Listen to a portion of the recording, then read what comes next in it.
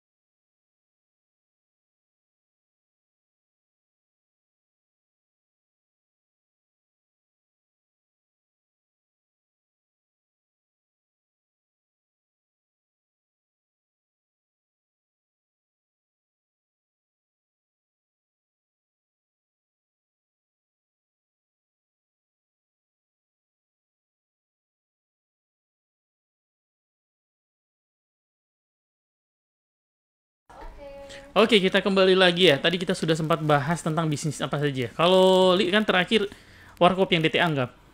Oh, ada itu. Ada dianggap. Makanya diingat. Ya. Iya. Kalau Hendra sendiri di Look bisnisnya apa saja? Kalau saya F&B, food and Oke. beverage, Oke. terus juga saya bergerak di ini juga apa namanya fashion, Oke. fashion ya kayak barbershop gitulah. Hmm. Ya sambil merintis juga untuk yang properti. Oh, saat Lagi ini. ongoing. Oh, ya. Ada lagi yang baru mungkin? Nanti dipikirkan. Tapi ya saya percaya sih, maksudnya sesuatu hal yang besar itu kan dimulai dari yang kecil. Start from small lah. Betul.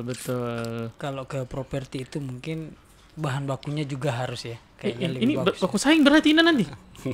Iya, saya bisa siapkan kalau Dia dia- support. Oh, iya. properti itu Pak, dia pasti berkaitan dengan interior. Oh, iya. Saya bisa support. supporting. Oh, Bapak main di situ ya? Iya. Oh, ya. Ya, tapi kalau di dunia bisnis, kalau Li sendiri berapa lama? Kalau saya dunia bisnis itu dari 2016. 2016. Oh, belum lama berarti ya? Iya, belum lama. Itu dulu bisnis pertama langsung properti atau masih jualan nasi goreng mungkin atau pisang Ya, goreng? sebelumnya dari 2010 itu lagi jualan-jualan kecil. Tunggu, tadi Bapak bilang mulai dari 2016. Nah, Sekarang dikasih mundur ini 2010. interiornya itu dari 2016. Oh, yang rumah bintang ini. Ya, rumah bintangnya itu dari 2016. 2016. Cuman Oke. sebelum itu ya dagang-dagang kecil lah. Beli-beli Papa Lele. palele komputer. Oh. Ya, seperti itulah, Ya, masih ya, ya, UMKM kecil. Oh, dulu jualan aksesoris dan lain-lain atau perlengkapan komputer atau komputer malah. Lumayan banyak sampai saya sudah mulai dari peternakan pernah. Peternakan pernah? Iya, saya Oke. coba. Itu tahun berapa tuh? Nah, itu kalau itu baru di tahun 2020. 2020. 2021. Berarti ayam atau Ayam kampung super waktu itu. Oke. Semua sudah cukup banyak jenis usaha yang dicoba, tapi tumbang? iya, yang bertahan ya alhamdulillah interior masih bertahan. Oh, itu kapan tumbang? Oh, salah ya sebenarnya. Salah itu pertanyaan. Itu pertanyaan tumbangnya itu Kan bisa jadi itu tak akan tahu kan sampai kapan. Selama masih Om Li yang kelola ya, gimana ya? Panjang umur selalu ya, bisnisnya. alhamdulillah rezeki-rezeki ini. Minum dulu. Kalau Hendra sendiri bisnis dari sejak kapan?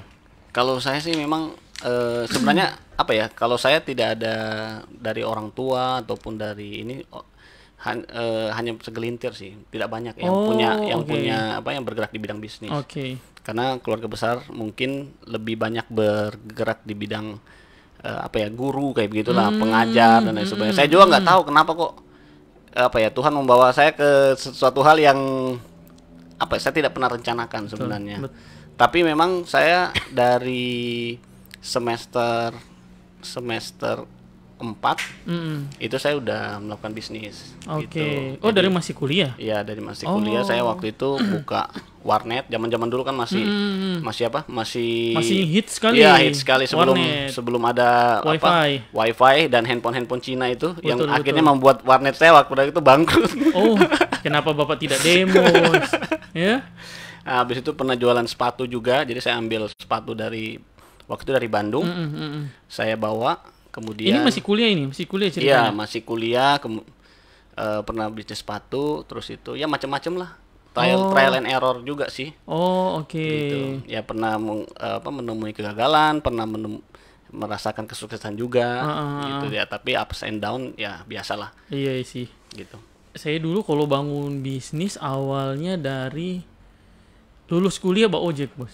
Oh, bawa ojek. Bawa ojek dulu. Dulu juga saya pernah bawa ojek. Kon ditabrak. Kalau cerita ojek, saya juga pernah bawa ojek.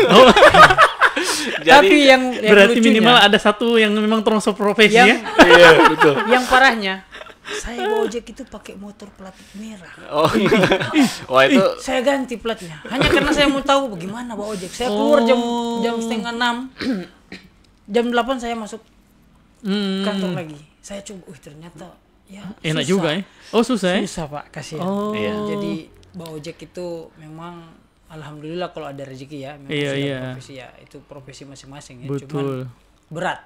Benar. Iya sih. Iya sih, karena ojek ini murni jualan. Iya. Harus kita sendiri dan lain-lain kan. Betul. Belum lagi bawa putar-putar. Kalau istilah dulu kan bapangkal. Bapak, iya. Ada pangkalannya kan. Bos. Dulu kan belum ada software kayak sekarang kan, kayak ya kita harus pangkal misalkan jam 9 pagi atau jam 7 pagi nanti orang datang ke tempat pangkalan itu Betul. Oh, kalau di sini tidak, bawa putar-putar terus ini, kan. Andra. Putar ya. Pokoknya Ron lu. Saya itu kalau keluar pagi itu senang sekali kan, kita tahu kalau pagi itu orang mau ke pasar kan. Jadi lorong-lorong itu intip-intip Iya, terus. iya. Lorong intip. Ada di sana biar tidak cari ojek. Ada orang jalan sana. Oh, berarti so Bapak ini yang kalau sampai tante bilang dia lagi bajemur, kalau ada yang bertanya ojek, lagi bajemur. Kalau jemur ditanya mana ojek itu berarti bawa ojek ke mana itu. Kalau ditanya itu. Jadi memang target satu hari itu pagi ya, itu dapat 20.000 karena saya itu pikir di zaman itu ya, di 2008 waktu itu 2008 Itu Bapak kuliah sementara status kuliah lulus atau? saya kuliahnya banyak Pak, jadi pindah-pindah. Oh. Yang akhirnya saya banyak cuti, banyak santai. Oh, karena banyak prestasi ini ya, jadi Ya, waktu itu diminati seluruh kampus ya. hampir semua. Iya, ya, jadi saya coba target satu bulan itu 600.000. 600.000 per hari 20.000. Dapat berarti. Dapat, maksudnya dapat. Tapi saya cuma 2 minggu. Oh. 2 minggu sudah tidak lagi. Sudah tidak lagi lanjut. Wih, saya cukup lama sampai ditabrak saya. Saya 2 minggu saja. Baru mulai berhenti. Habis itu kuliah ke Gorontalo sama semester 5 gabung di sebuah perusahaan yang baru mulai. Bahkan namanya saja belum ada di awal. Curhat nih, curhat. Jadi sama-sama membangun tuh. Curhat ya? Gitu. Ya gitulah kira-kira. Kira-kira itu yang membentuk ini ya, membentuk mental bisnis di awal. Iya. Kayak gitu. Berarti dulu belajar bisnis memang dari masih kuliah ya? Iya, dulu belajar bisnis waktu bareng teman-teman juga sih waktu itu. Jadi ada teman ngajakin, ayo kita ini. Dan itu waktu itu saya bangun warnet itu modal nekat. Terus sebenarnya juga modal pinjam ke orang tua. Waktu itu. Dan orang tua juga minjem juga. Minjem ke orang tua juga. Bukan minjem ke kantornya. Dan saya meyakinkan ke mereka ini prospeknya seperti ini segala macem. Waktu itu modal awalnya saya lupa ya. Dia minjemnya 9 juta kalau nggak salah. 9 juta terus kita waktu itu ada 18 unit. 18 unit dengan teman-teman waktu itu bertiga. Sekarang mereka udah pada sukses semua, udah ada yang kepala cabang bank. Iya. Ya udah dua orang itu malah udah kalau nggak salah udah staff struktural di perbankan lah. Nah kemudian ya udah kita ya trial dan itu memang ini sih memberikan pengalaman yang sangat berarti sih bagi saya. Iya betul. Karena dieksekusi langsung ya. Iya. Jadi ketemu masalah sendiri Iya, betul. kan. Iya. Beda kalau kerja begitu kita biasanya ya terbatas lah ketemu permasalahannya. Tapi memang waktu itu struggle juga karena kan apa ya, mengimbangi waktu, membagi-bagi waktu, harus pergi kuliah pada paginya, kemudian pulangnya harus jaga warnet. Waktu itu kan sampai waktu itu kan zaman poker tuh. Sampai tengah-tengah malam sampai pagi kan orang. Main poker. Main poker. Jadi sampai pagi. Kadang-kadang mata di kuliah itu sudah bengkak-bengkak gitu kan. Bagadang. Iya, bagadang.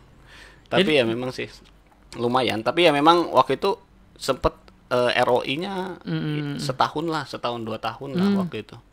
Enggak nyampe setahun kok. Oke. Kalau Li sendiri memang dari Look ya, memang sebelumnya. Memang di Look. Standby sampai saat ini memang di Look. Belum pernah melakukan sesuatu di luar mungkin yang kalau jalan-jalan sering. Kalau jalan-jalan itu hampir dia langsung sambung jalan-jalan. Iya, jalan-jalan tapi. Oh, itu ya. Maksudnya yang tinggal di daerah lain belum pernah memang standby di Look ya. Jalan-jalan tapi cukup lama tinggal. Oh iya, pernah. 2008 saya di kota di Buol. Nah, itu saya di Buol itu 2008. Oh, makanya Bapak tahu sekali Buol ya? Iya, saya 7 bulan di sana. Oh, tidak lama berarti. Tapi 7 bulan itu Pak, saya di interior di mebel. Kebetulan om saya punya mebel. Di Buol? Iya, di Buol. Oh, berarti yang sekarang ini ikut om? Bukan, sekarang sendiri. Cuman waktu itu di sana itu kan sudah ada produk-produk Olimpik aktif itu. Itu sampai saya yang rakit sendiri. Oh. Saya bisa rakit. Beli dos, kemudian dirakit. Saya bisa. Sampai sekarang pun masih bisa. Oh iya ya. Masuk lagi ya. Iya. Tapi sekarang sudah berbeda. Sekarang itu saya lihat sekarang orang sebanyak-banyak uang. Oh gitu ya. Jadi interior itu yang menurut saya sendiri, saya pribadi ya, interior itu cukup mahal. Cukup mahal buat saya pribadi ya. Cukup mahal. Nah, tapi alhamdulillah cuman saya yang mungkin yang berpikir mahal. Orang lain Look ternyata banyak yang anggap itu murah. Jadi jobnya alhamdulillah masih banyak. Jalan. Iya. Masih jalan. Jadi saya bilang memang prospek ke depan ya cukup bagus lah ke depan. Boleh dibilang pertumbuhan ekonominya orang Look ini cukup tinggi. Tinggi karena lah. Saya melihat dari produk yang dari saya itu yang mahal, tapi permintaan cukup banyak. Oke. Menurut Bapak produknya Bapak mahal ya? Mahal, Pak. Mahal. Iya. Kalau Bapak mau nanti saya ukur 1 meter berapa saya kasih kan. Ada katalognya di sini. Sigma ini kayaknya masih kurang ini kayaknya harus. Betul ya. Perlu dibenahi interiornya. Iya. Nanti ada diskon, Pak, dari kita bicara belakang ya. Kita mau cari yang kualitas tinggi ya. Ya boleh. Dia lagi mikir dia. Oke. Jadi boleh dibilang dulu memang sudah main interior dulu ya, berarti ya, dari masih ke Buol itu kan, belajar sama om dan lain-lain ya. Saya jualan lemari, kursi ini apa? Jepara nih. Kursi Jepara. Kursi Jepara dulu. Ya, itu. Yang apa? 321 yang begitu-begitu. Iya. Kemudian lemari-lemari Olimpik aktif. Itu kan kita masih banyak waktu itu karena belum ada mebel yang bisa buat. Oke. Nah, ke depan ternyata sekarang sudah interior itu kualitasnya lebih kuat ya kalau kita melihat hasil kerjanya karena beda bahan bakunya. Oke. Makanya agak mahal kalau dibandingkan di toko, mungkin lemari yang dari lapisan ini hanya 2 juta, kalau kita sudah sampai 5-7. Oh gitu. Tapi beda di kualitas. Bahan bakunya yang beda. Oke. Kalau Hendra sendiri di Look sejak kapan? Saya di Look dari tahun 2019. Oh, berarti belum terlalu lama ya? Sekitar 3 tahun lalu ya? Kurang lebih 3 tahun lah. Itu kesini ya karena tugas juga sebenarnya. Penempatan apa? Saya kan juga sebagai inilah pekerja gitu ya, sebagai profesional juga di salah satu BUMN lah, gitu ya. Kemudian ya sebagai sampingan lah, side hustle itu saya ya bikin ngisi-ngisi waktu awalnya ya buat bisnis gitu. Ya, tapi kalau kan 2019 berarti 3 tahun ya. Iya. 3 tahun dan membangun bisnis di Look. Iya. Betul ya? Betul.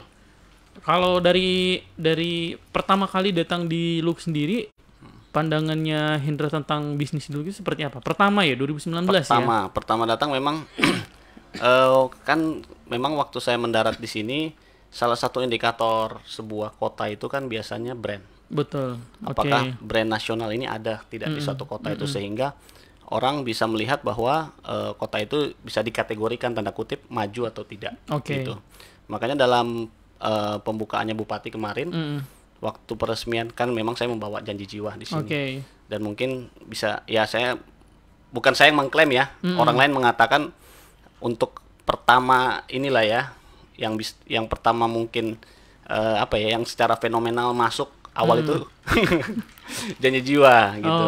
Orang mengatakan bukan saya lah, karena nanti dipikirnya saya yang saya dengar dari orang gitu. Nah, kemudian makanya waktu pada saat pembukaan itu dikatakan bahwa mengubah ini janji jiwa ini ya. Iya, waktu itu mengubah wajah kota.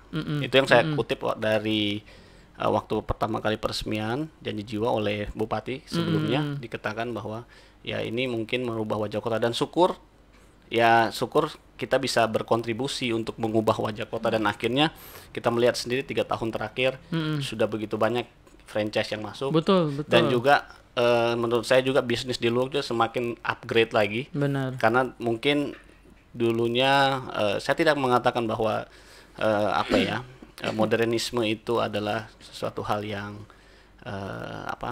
sebuah kesalahan, tidak, tapi secara bisnis kita sudah mulai upgrade gitu, udah mulai upgrade dari yang pertama sebelumnya. Karena jujur saja waktu saya datang saya belum melihat ada kafe yang representatif. Kenapa saya memilih bisnis kafe pada waktu itu ya, karena ketika kita kan biasanya sebagai seorang kebetulan waktu itu saya memimpin di salah satu itu yang saya katakan tadi di BUMN itu. Makanya ya saya bilang BUMN karena saya sekarang dalam keadaan cuti sebenarnya. Jadi saya tidak mau membawa nama brand tertentu gitu ya. Jadi saya waktu itu biasanya banyak tamu, Mas.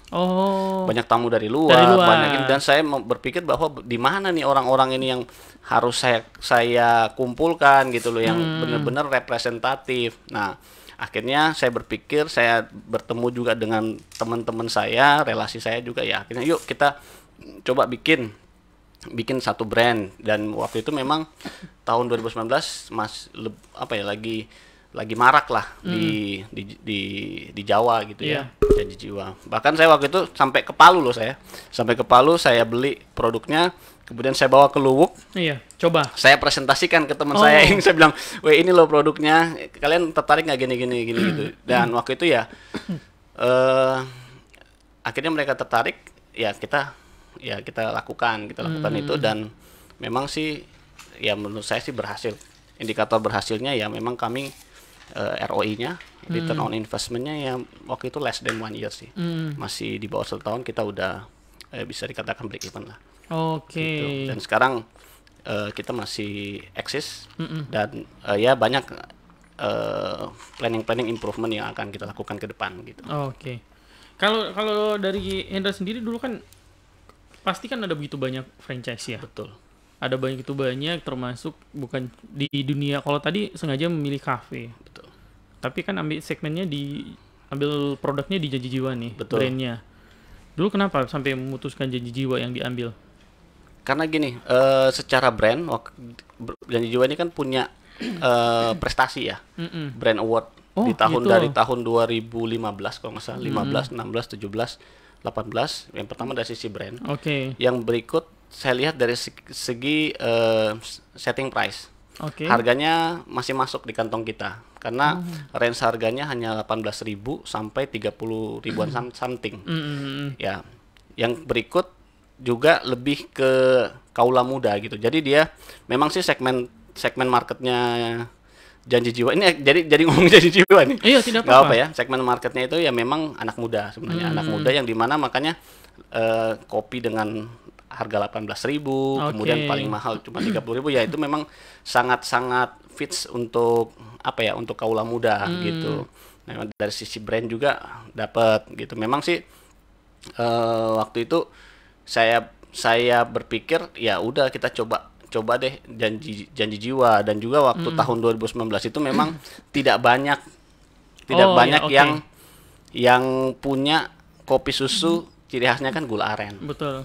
Masih konvensional sekali. Betul, masih kopi konvensional. dengan kopi susu Betul, SKM betul, kental betul. manis, kopi susu pakai gula. Betul, Belum betul. ada waktu itu yang pakai gula aren gitu Iya, loh. Nah, iya, makanya saya kira ini satu hal yang unik. Pertama punya uniqueness-nya dapat, kemudian brandnya dapat, Iya. kemudian dari sisi setting price-nya juga dapat. Jadi saya pikir oke, kita coba Janji Jiwa.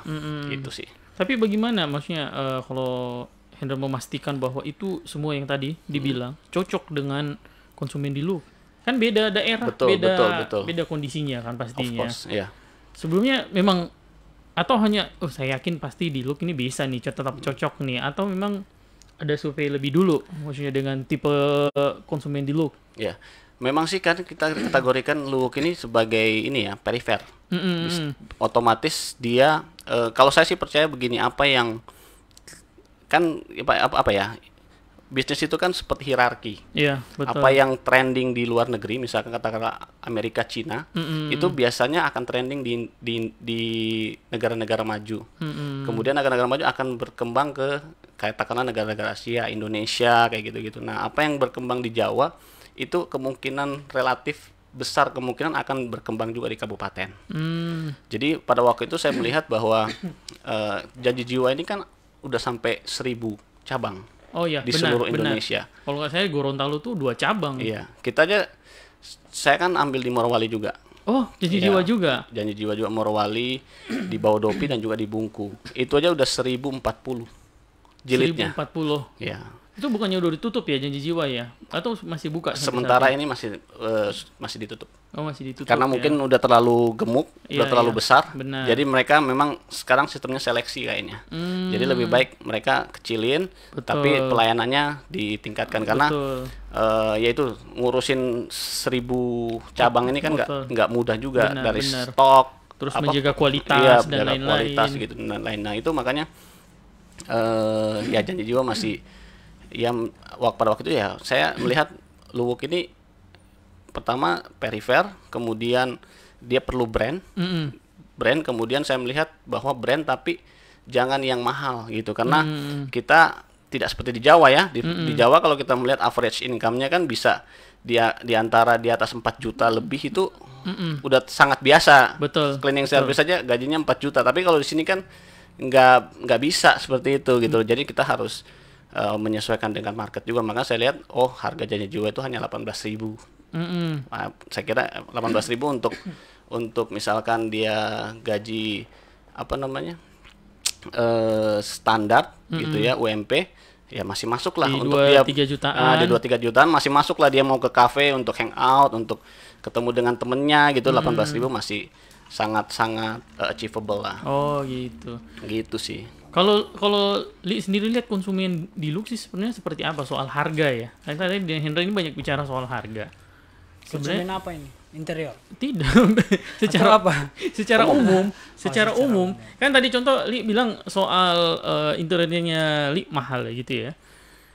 Sebenarnya mahal murah kan tergantung ya, tergantung siapa ya, tergantung siapa. Tapi kalau lihat di Look sendiri, kondisi di Look sebenarnya lebih mementingkan kualitas, aspek kenyamanan, atau memang sangat memperhatikan soal harga gitu. Kalau Luwuk itu dari beberapa konsumen yang ketemu sama saya itu memang itu banyak perbedaannya. Ada memang yang maunya kualitas bagus, harga murah. Itu paling banyak sebenarnya. Kualitas bagus, harga murah. Banyak itu paling banyak.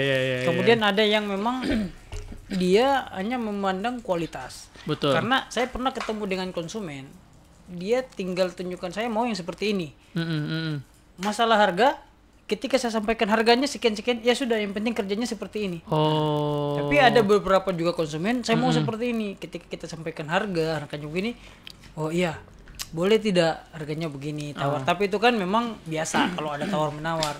Cuman yang lebih biasanya lagi ini sudah tawar menawar, tapi belum cocok. Oh, sobaku nego ini kalau lebih istilah. Cuman gitu ya. Tapi ya seperti itulah, kita namanya mau menjual barang, itu sudah biasa.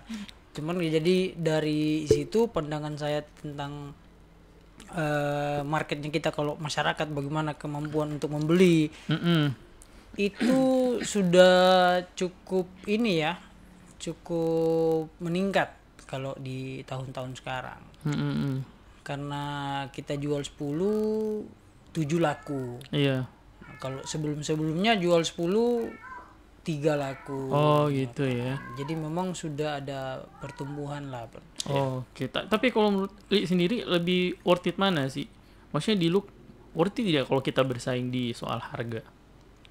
Kan di Look kan sering ya? Tergantung produk ya. Karena kalau saya harga itu... Kalau dari produknya Li sendiri bersaing tidak dengan soal harga? Oh bersaing Pak.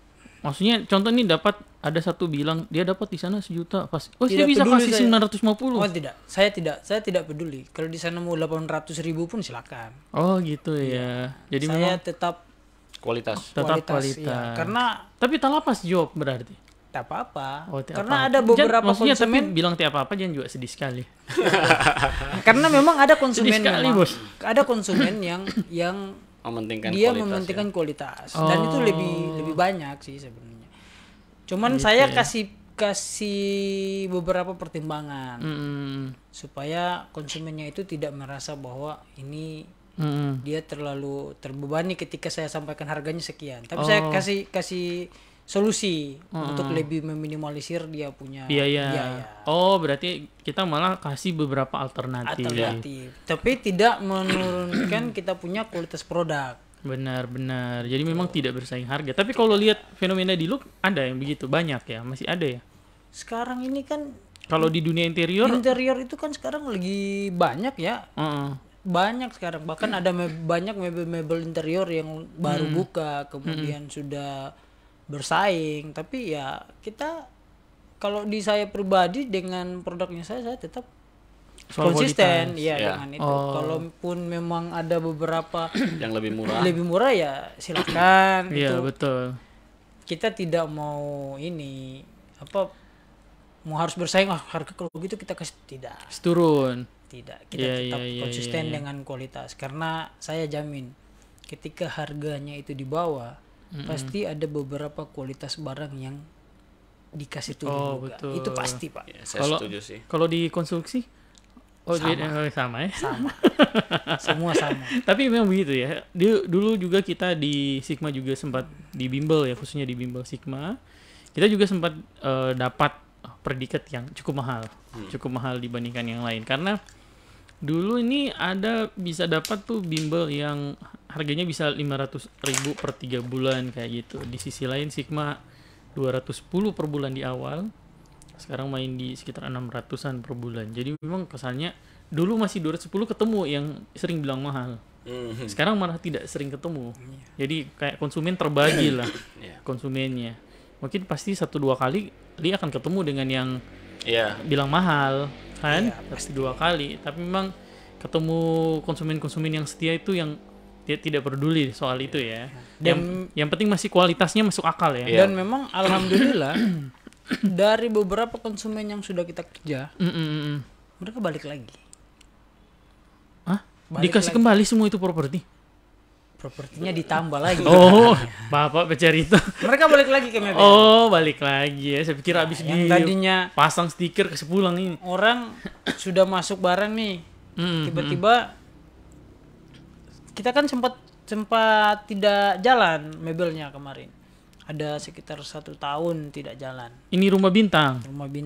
Nah, kemudian ada beberapa konsumen yang nyari, tapi karena belum ketemu mereka cari yang lain lah. Iya. Nah, kemudian cari yang lain dibandingkanlah dengan kita punya. Nah, ketika saya buka, mereka minta lagi dibuat lagi. Oh, gitu. Tidak cocok berarti ya. Mungkin belum cocok dengan yang. Iya, hanya persoalan tidak cocok sih. Iya, tidak cocok. Kayak gitu. Oke, ini ada pertanyaan di live. Kita sapa dulu, ini ada Ferdi Lamauran. Ada bisnis herbal juga itu. Siapa yang punya bisnis herbal ini? itu Ferdi Lamauran itu kakak bos itu. Bisnis herbal apa ini? Herbal itu ada terus kakak bos. Diego Yusyawal Fsya. Apa itu? Itu kepala cabang Askrindo. Oh iya, air kata-kata ini. Akhir kata. Nah, itu air kata-kata itu herbal sudah itu DP nama Oh, lain. ini bertanya kira-kira di tahun 2023 masih Diego. Kira-kira di tahun 2023 planning apa agar UMKM dapat terus bertahan dan memiliki nilai juang tinggi? Berat banget pertanyaannya. Ya. Memang ya. Dan dibahas dalam 1-2 jam seminar aja. Iya. Dan bagaimana cara pengelolaan akuntansi atau keuangannya dalam menjalankan Buset. ini yang bertanya ini apa? Mana rasa? Iya. Memang Itu siapa yang bertanya? Pak Diego. Ini Askrindo ini karena dia sering memberikan jaminan. Iya. Nah, makanya hitungannya itu memang betul-betul Pak Diego yang ini ya, yang iya. Kepala Askrindo itu. Iya, saya tahu. Memang hitungannya cukup. Ya itu mungkin Pak Hendra bisa jawab itu karena mereka sama-sama asuransi kan. Bagaimana planning agar UMKM dapat terus bertahan dan memiliki nilai juang tinggi? Tapi sebenarnya kalau lihat fenomena UMKM di LUK kan, Li tadi sempat sebut UMKM, iya. Hanya UMKM. Tapi kalau lihat UMKM di LUK bagaimana? Kalau sekarang itu UMKM itu maju semua, Pak. Oh gitu? Iya, maju, sukses, alhamdulillah. Contoh-contoh apa? Nah gini, makin banyak program atau kegiatan-kegiatan yang dilakukan oleh pemerintah daerah atau dimakan kuenya? Iya, beberapa komunitas. Saya rasa itu sudah ada membantu untuk peningkatan daya jualnya UMKM. Karena banyak UMKM ini yang jalan terus. Misalkan sekarang ini kan Prof lagi sementara jalan nih. Nah itu UMKM semua itu jalan sekali, Pak. Makanya kita coba jalan dari ujung kilo 1 sampai kilo 5. Itu UMKM-nya itu terisi semua. Nah, alhamdulillah dengan banyak program-program pemerintah, hiburan atau apa, itu kemudian ada banyak juga program pemerintah untuk bantuan buat UMKM. Nah, itu bisa meningkatkan. Betul. So lama jadi jubir? Oh. Karena saya punya program 2023 nanti untuk UMKM. Oh iya. Jangan lupa pilih, Li. Kalau menurut saya gini. Challenge terpenting dari UMKM adalah lepas dari UMKM-nya. Oh, gitu. Menurut saya. Itu gimana itu? Karena gini, kan kategori bisnis kan ada. Kalau kita bilang UMKM kan menengah kecil, mikro kecil menengah, iya kan. Ya bagaimana dia nggak cuman UMKM terus-terusan. Oh, oke. Dia challenge terbesarnya adalah bagaimana dia harus melepas diri dari skala UMKM-nya. Nah, jadi misalkan nih, karena ada banyak saya temui, misalkan kayak pernah saya mengunjungi salah satu UMKM. Saya tanya, ini kopi ini berdiri tahun berapa? Tahun 73. Lama sekali ya. Dan saya melihat tahun 73 dan sekarang tahun 2022 masih UMKM terus. Iya juga sih. Iya, maksud saya ya challenge terbesar dari UMKM itu bagaimana dia melepaskan dirinya dari stigma bahwa dia UMKM. Iya, benar. Memang ada tadi yang Pak Diego tanya, bagaimana nih planningnya. Jadi menurut saya ketika UMKM itu memang ya saya setuju ya seperti tadi kita bahas pertama bahwa ya memulai dari hal yang kecil, we start from small gitu. Betul. Karena sesuatu hal yang besar itu dimulai dari yang kecil. Jadi saya tidak mau melihat bahwa oh iya ini kecil, ini ya ini siapa besar. Tahu gitu loh. Bahkan kita tahu bersama bahwa Bill Gates saja memulai dari sebuah garasi. Iya, bahkan kalau dibilang jadi jiwa pun pasti mulai dari UMKM. Iya. Kan? Semua dari Bill Gates, orang terkaya di dunia. Dia memulai dari sebuah garasi. Tapi gitu loh. Bill Gates dulu mungkin tidak lewat program UMKM. Kayaknya dia tidak dapat program UMKM bantuan gitu. Jadi ya paling penting untuk UMKM sih kalau saya melihat bahwa yaitu tadi challenge-nya kita harus bagaimana caranya strategi yang benar-benar kita persiapkan gitu yang otomatis berorientasi terhadap kebutuhan pasar. Ya jangan juga kita tidak melihat kan kalau bisnis itu kan dari hulu ke hilir kan. Kayak misalkan tahun 2023 nih. 2023 kan orang mengatakan bahwa akan terjadi krisis. Betul, resesi. Ya kan? Resesi. Jadi semua orang mengatakan bahkan pimpinan-pimpinan dunia, Jokowi, Sri Mulyani, IMF, World Bank sampai Bank Indonesia semua katakan oh kita akan memenuhi resesi. Tapi kalau saya percaya sih bahwa di tahun 2023 ini selalu Karena gini, Albert Einstein mengatakan juga setiap krisis itu akan mendatangkan orang kaya baru. Benar. Iya kan?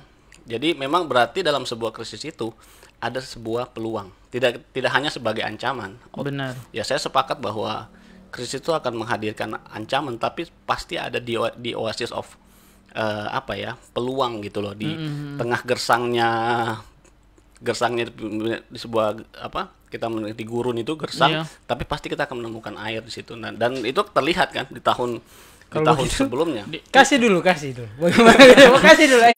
Ini ada ceritanya. Coba kasih dulu. Gimana itu? Iya, coba kasih dulu. Kasih dulu. Jadi itu sih menurut saya. Jadi sebelumnya itu kayak tahun 2000 pas pandemi kemarin kita lihat. COVID kan. Jadi banyak usaha yang bangkrut, termasuk Giant lah. Termasuk Toserba yang besar itu, Lotte Mart, segala macam kan itu tutup. Tapi di sisi lain kalau kita melihat ada banyak orang-orang kayak baru. Benar. Kayak misalkan yang punya Zoom itu, dia akhirnya kan menjadi salah satu orang terkaya dunia. Laku. Makanya dia dicurigai konspirasi Zoom. Segala macam. Terus juga waktu itu yang menimbulkan orang-orang kaya baru itu bunga.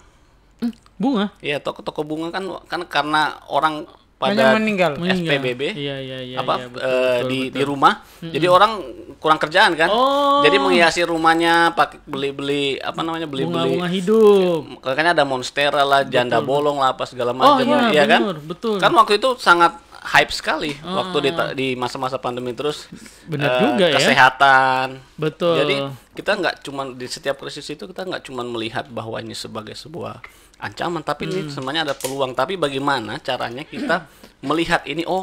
Jadi market ini akan mengarah ke sana. Betul. Nah, itu yang perlu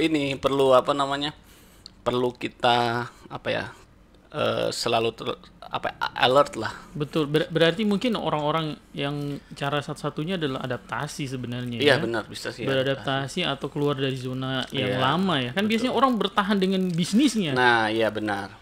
Dan biasanya orang itu bertahan dengan bisnisnya dan seakan-akan ketika dia rugi, dia mau membalas kerugiannya dengan hal yang sama.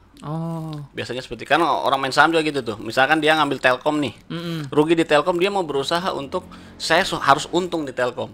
Padahal sebenarnya segmennya itu sudah berbeda. Iya. Di tahun ini bukan lagi segmen telekomunikasi, tapi segmen yang lain. Nah, itu biasanya orang, termasuk saya juga sih, saya juga belajar dari pengalaman gitu.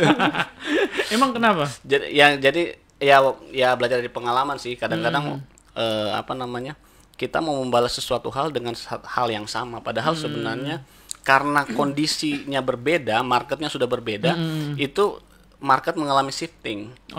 Gitu. Nah, ini kayak waktu pandemi lah ya. Kan Hermawan Kertajaya ya, yang bagian marketing itu dia bilang new normal, next normal, dan post normal. Jadi konsumen itu ketika masuk di masa pandemi, setelah pandemi itu akan membentuk new normal. Benar. Nah, kemudian ketika dia sudah menemukan new normal, dia akan shifting lagi. Iya. Ke post normal. Next normal. Next normalnya apa? Nah, kemudian setelah dia membentuk next normal, kemudian dia membentuk ke post normal. Contohnya, dulu kita nggak pernah kenal tuh namanya Zoom. Iya, benar. Kita nggak tahu. Yang kita tahu adalah dulu waktu di bimbel kita sudah mulai mempelajari Zoom. Iya. Ke persiapan kita mau buka kelas online sebelumnya. Iya. Karena keterbatasan waktu dulu, karena cukup padat dulu. Tahu-taunya pandemi, jadi wajib pakai online ternyata. Dan ternyata kita bisa katakan misalnya sekarang pandemi sudah selesai, orang tetap menggunakan Zoom. Benar. Nah, makanya itu yang disebut dengan post normal. Ternyata sebuah kenormalan baru yang tercipta. Yang dulunya kita menganggap itu apaan sih ini Zoom aja. Betul. Tapi ternyata setelah kita mengalami pandemi dan ternyata oke juga ya, bisa memangkas biaya juga nih. Akhirnya tetap digunakan. Akhirnya terjadi normal yang baru. Akhirnya sudah meskipun nggak pandemi tetap pakai Zoom. Nah, tapi kan misalkan saya adalah seorang pemilik Zoom, maksud saya ketika saya kebutuhan ini akan beralih ke situ loh. Iya. Dan sebelum dia tahu bahwa kebutuhan akan beralih ke situ, dia sudah menyediakan memang. Sudah prepare lebih dulu. Nah, makanya bagi seorang pebisnis itu menurut saya hal yang paling penting itu adalah forecasting. Itu misalkan tahun 2023 nih, kita lihat apa sih kejadian-kejadian fenomena yang akan terjadi tahun 2023. Kita nggak akan, kita belum tahu kan. Betul. Tapi kan kita bisa melihat indikatornya. Orang bilang misalkan resesi apa segala macam. Nah, tinggal kita lihat ini pasar akan bergerak kemana nih. Kalau menurut saya, yang pasti kan orang pasti lapar. Benar. Mau resesi gimana, orang butuh makan. Tetap. Tetap makan. Makanan tetap prioritas. Tetap.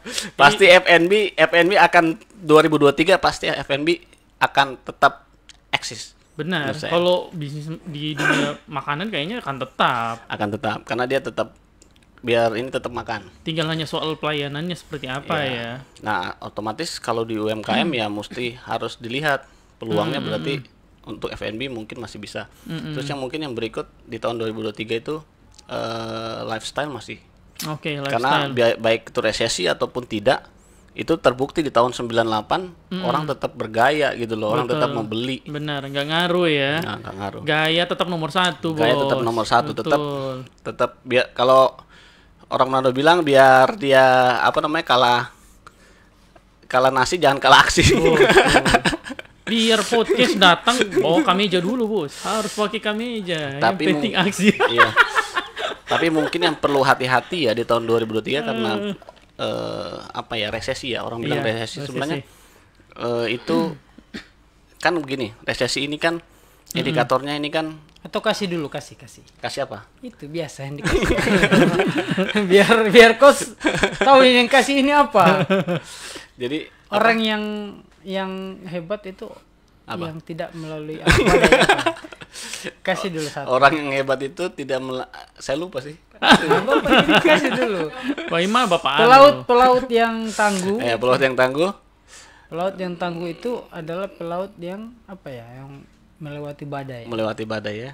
Bukan ini laut yang tenang. Oh iya, benar juga sih. Harus diuji. Karena ketangguhan itu berdasarkan ujian. Kalau tangguh belum ada ujian, bukan tangguh DP nama ya. Iya. Makanya Pak Hendra ini dia cukup tangguh. Enggak juga lah. Berarti kalau kayak ini ya, saya punya banyak teman-teman yang bergerak di bidang UMKM kan. Kalau tadi Hendra bilang bagaimana teman-teman bisa keluar dari UMKM itu sendiri. Dan kalau lihat juga kayaknya memang tidak mudah. Teman-teman biasanya nyaman sih. Kayak saya pernah ya ketemu penjual makanan nih di kantin. Sampai saya sudah sekarang ini balik lagi. Masih kantin juga. Belum jadi restoran. Eksis, bos. Nah, itu dia makanya challenge terbesar karena itu ya ini menjadi sebuah tantangan kita semua kan. Ketika kita berada di zona nyaman kan kita harus step out, keluar dari zona nyaman kan. Mungkin udah terlalu nyaman dengan UMKM-nya sehingga dia bertahun-tahun, kalau kita tinggalkan dia 10 tahun mendatang, kita datang lagi masih UMKM juga gitu loh. Kapan jadi skala besar, kapan jadi skala menengah, atau kapan jadi harus big project lah gitu kan. Nah, itu yang challenge terbesar bagi UMKM itu ternyata itu. Kalau sendiri lebih memilih mana ini? Kalau macam torong contoh andaikan kita punya bisnis nih kan. Kita mau up kalau sudah berada di titik nyaman ini istilahnya. Kita mau up bisnis kita, otomatis berbuat lebih banyak atau memang kita buka bisnis baru. Sebenarnya kalau saya inovasi saja. Oh, inovasi. Ya. Ketika kita sudah ada, sebenarnya zona nyaman itu bukan dalam usaha itu tidak bisa kita pandang bahwa ada zona nyaman.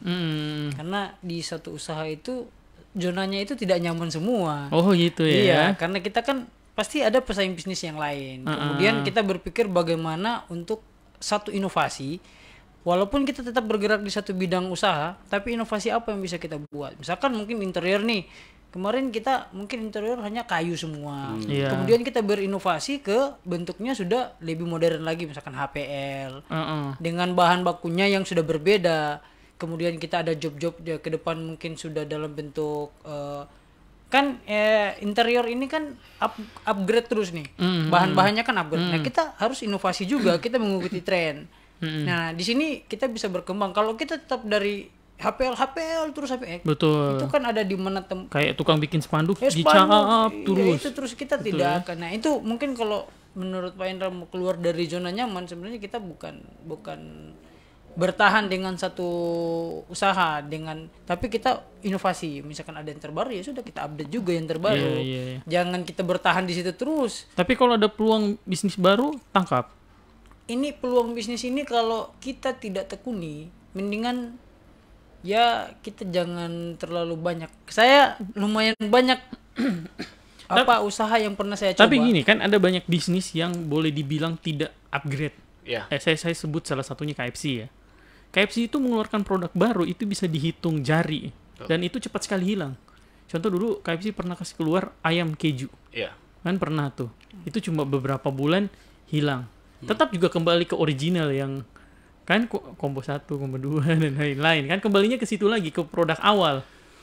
Tidak mengalami, saya juga kadang bingung juga kenapa KFC ini tidak boleh dalam tanda kutip kelihatannya tidak melakukan inovasi apapun, tapi tetap seperti itu. Tapi ini berbeda karena kalau dari segi produk yang bukan makanan ya, itu bisa mengikuti tren. Sedangkan makanan itu dari lahir anak-anaknya kita itu sudah diajar dengan makanan-makanan yang sama dengan kita. Nah, jadi untuk merubah pola atau zaman produk makanan itu butuh berapa generasi. Gitu. Jadi dia bisa bertahan dengan beberapa generasi. Sedangkan kalau produk-produk yang bukan makanan itu kan berinovasi terus berupdate. Iya. Jadi gitu. Ada di situlah. Makanya kita punya anak kan makan ayam juga.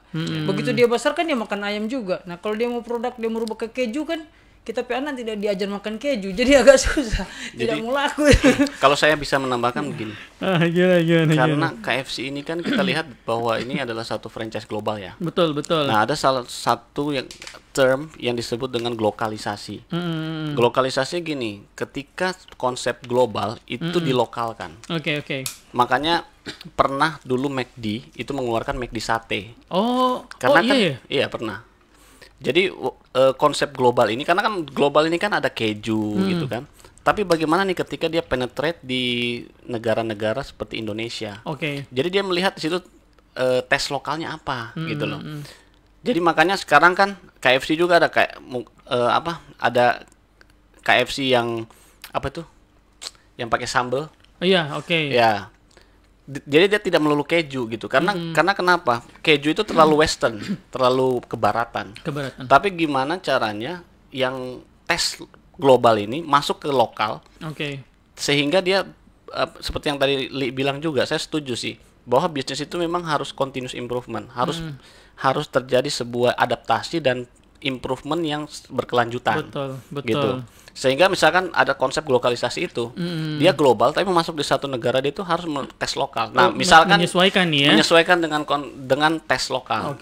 Bisa juga nih kalau misalkan kita ambil, saya sedang berpikir gini loh. Kenapa ya? Misalkan nih, kita kan misalkan di Luwuk ini apa? Misalkan kalau di kampung saya itu ada namanya kue bunga ros, tau nggak? Kue bunga ros. Jadi dia itu kue lokal, kue tradisional. Kue tradisional, tapi kenapa tidak bisa jangan usah bilang global deh, go nasional. Kenapa ini tidak bisa ke nasional? Kampungnya di mana kampungnya? Kampung saya saya orang Kulawi. Di Palu sana. Di Palu. Biar kita coba cari di mana itu ya, biar bunga rosnya. Nah, misalkan contohnya inilah. Iya. Onde goreng. Ini apa namanya ini? Onde goreng. Bunga ros. Kan contoh. Onde. Contoh. Bunga ros. Misalkan nih onde ini kan memang dia sangat lokal. Bagaimana caranya dia supaya masuk ke global? Otomatis kita harus membawa konsep globalisasi kan. Kenapa di dalamnya nggak isiin keju gitu loh? Jadi akhirnya ada tes lokalnya, ada tes globalnya juga gitu. Nah, makanya tadi seperti tadi bilang, kenapa ya KFC? Ya memang sih trial and error kayak tadi. McD juga satenya akhirnya nggak laku ternyata. Betul. Kemudian KFC juga dia mau berusaha untuk globalisasi, cuma ternyata juga ada orang nggak ya, betul nggak cocok ya. Gitu. Jadi makanya trial and error juga. Ya, tapi kuncinya sih kalau bagi saya untuk UMKM juga bisa dicoba. Gitu loh, bisa dicoba untuk konsep globalisasi. Jadi misalnya sesuatu hal yang unik di kampungmu, di desamu, itu dikonsep dengan konsep yang misalkan nasional gitu, yang modern, yang lebih kan jadi juga kayak gini kan sebenarnya ini menurut saya globalisasi juga. Iya. Karena dia pakai gula aren gitu loh. Oh, betul. Iya kan, betul. gula aren kan banyak kita temui. Benar. Di mana-mana ada gula aren, Gula tapi aren. kenapa dia bisa lakukan? Karena mungkin dari packagingnya dibuat bagus. Betul. Ininya dibuat lebih menarik. Akhirnya kita nggak melihat ini sebagai suatu hal yang murahan, padahal cuman gula aren kan banyak ditemui gitu. Benar. Tapi kan jadi suatu something special gitu. Benar. Karena dia packagingnya jadi bagus, jadi lebih modern. Kemudian ditambah lagi marketingnya, ditambah lagi dia punya sistem operasional yang bagus. Akhirnya ya dia rising gitu loh. Nah, makanya kalau untuk UMKM itu cobalah kita misalkan ambil gitu satu yang unik. Kan ini kan, nah ini juga mungkin ada yang disebut dengan comparative advantage. Comparative advantage itu dari satu daerah ke daerah lain itu punya keunggulannya. Oke. Misalkan Banggai punya apa, Palu punya apa, misalkan Palu punya bawang goreng, Banggai punya apa. Nah itu dikonsepkan pisang sale. Oh iya, pisang sale ya? Iya. Apalah keripik Wahyu juga. Oh iya. Nah, katanya kan itu sudah merek itu, Bos. ada katanya apa namanya? Yang katanya yang cuman tumbuh di Bangkep sana apa ya? Ubi atau apa itu? Oh, ubi Banggai. Ubi Banggai atau apa? Nah, Ubi tapi Banggai. jangan kita jual yang sangat tradisional gitu loh. Kalau tradisional kan sekarang udah nggak terlalu ya kita harus tadi following the market juga, harus ikut market. Jadi mungkin konsep lokal, tapi di package dengan menarik, dengan yang handy, dengan yang eye catching gitu kan. Akhirnya orang juga, wih apaan nih? Padahal cuma itu gitu loh. Kayak sebenarnya inilah, ini apaan sih? Cuman kopi dicampur jadi, dengan sesuatu yang biasa, tapi perlakuannya biasa. Saya bisa bikin ini. Di Jepang itu yang terkenal dengan negara Jepang itu kenapa apanya? Sebenarnya produknya itu biasa. Oke. Tapi packagingnya bagus. Tapi gitu. Benar, packaging di Jepang itu produknya unik-unik memang. Unik. Itu sih maksudnya. Mungkin ya itu mungkin dari pengamatan saya ya. Iya. Bisa diangkat lah. Betul. Itu isinya keju, coba dites. Dari tadi itu dari tadi ini saya khawatir nanti ditaruh lagi di situ, bingung ada yang mana tadi ini. Pisang goreng ini. Pisang molen ini bisa di ini ada ini pisang molen coklat, pisang molen keju. Kan di dalamnya taruh keju betul. apa gitu. Oh, ada di sini, ada tuh. Tapi memang ya di Luwuk itu unik karena kalau kita di Luwuk itu makan pisang pakai sambal. Iya. Di tempat lain itu kan makan pisang pakai keju, pakai coklat. Di Luwuk itu pakai sambal. Tapi memang makan pisang pakai sambal itu di kita kayaknya ya. Iya. Yang lain makan pisang tidak pakai sambal. Iya. Dianggap aneh tuh orang. Aneh, tapi kan enak. Iya, betul. Enak bagi orang. Enak sama orang. Iya juga sih ya. Dianggap aneh itu makan pisang pakai sambal ya. Iya. Padahal biasa saja ya. Ini ada Oci, Coroci, Pak Hendra, bisnisnya apa saja selain janji jiwa? Dijawab itu, dijawab. Iya, bisnisnya apa saja selain janji jiwa? Tadi udah bilang. Nah, ini kita mau launching juga. Sekalian promo. Jadi kita mau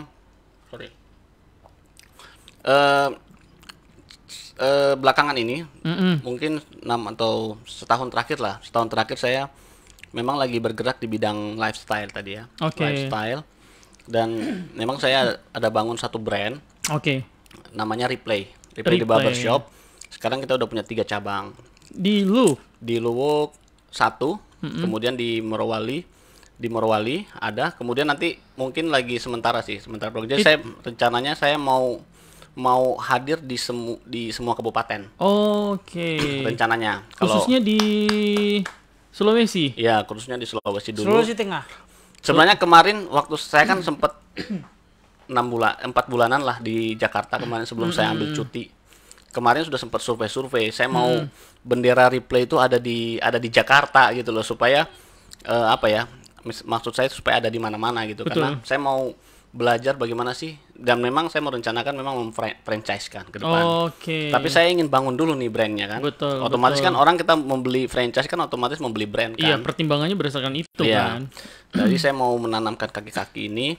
Ya memang sih sekarang masih 3 tadi ya, 3 dan sekarang nanti Replay juga kebetulan dari kemarin memang kami banyak konsumen yang udah datang tapi replaynya belum jadi-jadi gitu, karena gedung replay yang kemarin itu akan jadi, saya ambil franchise dengan teman-teman juga sih, Rudi Hadi Suwarno. Oh ya, oke. Itu mungkin salah satu yang mungkin tadi saya katakan tadi, apa ya, mengubah wajah kota juga lah, supaya kita ada punya salah satu salon yang profesional. Biasanya saya gitu, ngambil franchise, kemudian saya belajar di dalamnya. Saya belajar gimana sistemnya, gimana cara membangun brand segala macem. Nah, kemudian saya membangun brand sendiri. Nah, mungkin replay salah satunya. Belajar bagunting. Belajar bagunting juga. Gunting apa ya? Gunting rambut.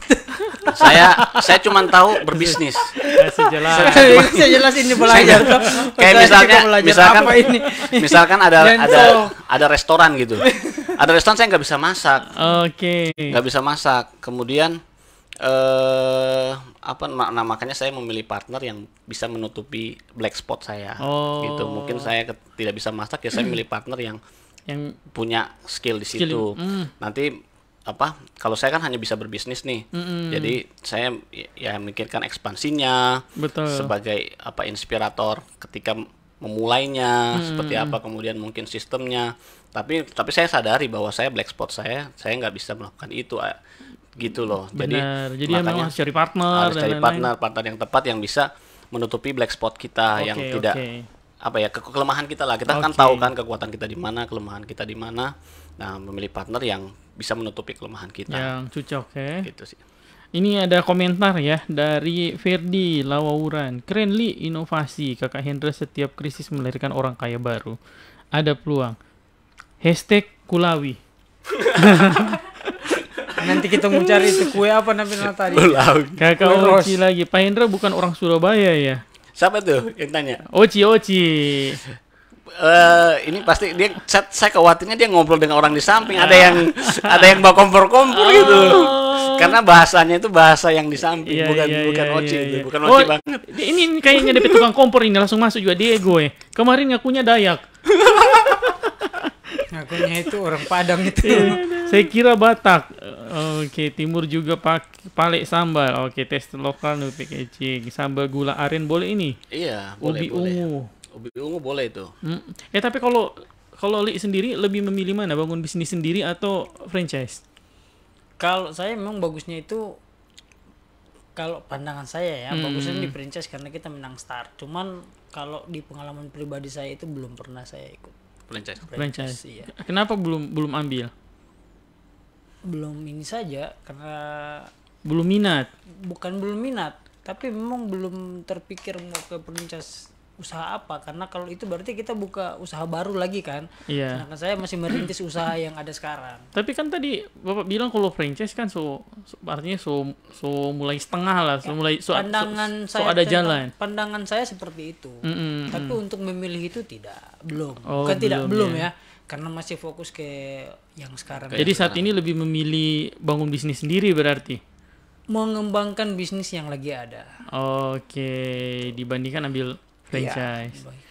Kalau Hendra sendiri kan sekarang replay sendiri atau franchise? Sendiri. Lebih kemana nih kalau macam mau dibandingkan nih dua-duanya, lebih nyaman kemana sih? Kalau memang ada plus minus ya. Iya, otomatis kalau kita memulai sesuatu dengan tanpa franchise, otomatis kita harus bangun brand. Betul. Otomatis kita bangun brand. Kayak misalkan sekarang replay ya sekarang memang sudah lumayan lah, udah banyak orang tahu gitu kan. Makanya saya juga lagi ibaratnya spreading marketnya itu di Morowali, di Luwuk, dan mungkin di tahun 2023 saya ada rencana lah di beberapa tempat supaya maksudnya orang itu mengenal gitu loh. Nah, kalau misalkan kita ambil franchise kan otomatis kita sudah, kalau kita dulu ada istilah product life cycle. Jadi setiap produk itu kan punya seperti gini ya, seperti bentuk gunung gitu lah. Pertama dia introduction, kemudian dia growth, kemudian dia climax, kemudian dia decline. Dia mulai turun lagi. Penurunan. Nah, kalau umpamanya kita mengambil sebuah franchise, kita nggak mulai dari bawah, dari introduction. Kita udah mulai tengah, langsung growth. Makanya waktu tahun 2019 itu ketika Janji Jiwa hadir di Kota Luwuk itu booming. Langsung booming. Kita nggak begini, lu tahu nggak sih Janji Jiwa? Lu tahu nggak sih? Kita langsung memperkenalkan di tahap introduction enggak. Apalagi tapi kita langsung growth setengah, kita nggak tahu ya posisi klimaksnya kapan. Tapi memang saya percaya dalam sebuah bisnis itu ada namanya product life cycle. Artinya setiap produk itu punya umur. Oke. Ada satu buku yang dikarang Double Way Change dari Korea tahun 2005. Itu dia melakukan sebuah penelitian bahwa tidak ada satu perusahaan di dunia ini yang eksis on the top dalam 100 tahun. Iya, nggak benar. ada. Mungkin lebih ke satu produk ya, mungkin Iya, produk ya. Dulu kita kenal BlackBerry, ya kan? Akhirnya memang decline. Betul. Kemudian kita bisa sebutkan lah produk-produk besar, Benar. Coca-Cola, KFC apa. Itu pasti punya umur. Punya masa Iya, punya ya. umur pasti. Dia sama seperti manusia lah. Betul. Produktifnya di usia 40, di usia 50, kemudian dia akhirnya decline. Dia enggak, meskipun ini mungkin relate dengan yang tadi ya. Dibilang kita perlu inovasi. Kalau bagi saya sih gini, inovasi sebaik apapun, tetap dia tidak akan terhindar dari yang namanya tadi product life cycle. Karena setiap produk itu punya umur. Oke. Kita mau inovasi sebagaimanapun, tetap dia punya Benar. ada umurnya gitu. Nah, bagi saya gini, kalau memang sebuah bisnis itu memang sudah stuck, Iya. jangan bertahan di bisnis itu. Contoh, oke. kita akan melihat gila ketika orang di zaman sekarang buka warnet. Ketika ada handphone, iya kan? Betul. Kita mau inovasi gimana? Namanya warnet udah usang gitu loh. Betul. Kita mau kasih bagus dia. Saya pernah ke Jogja ya.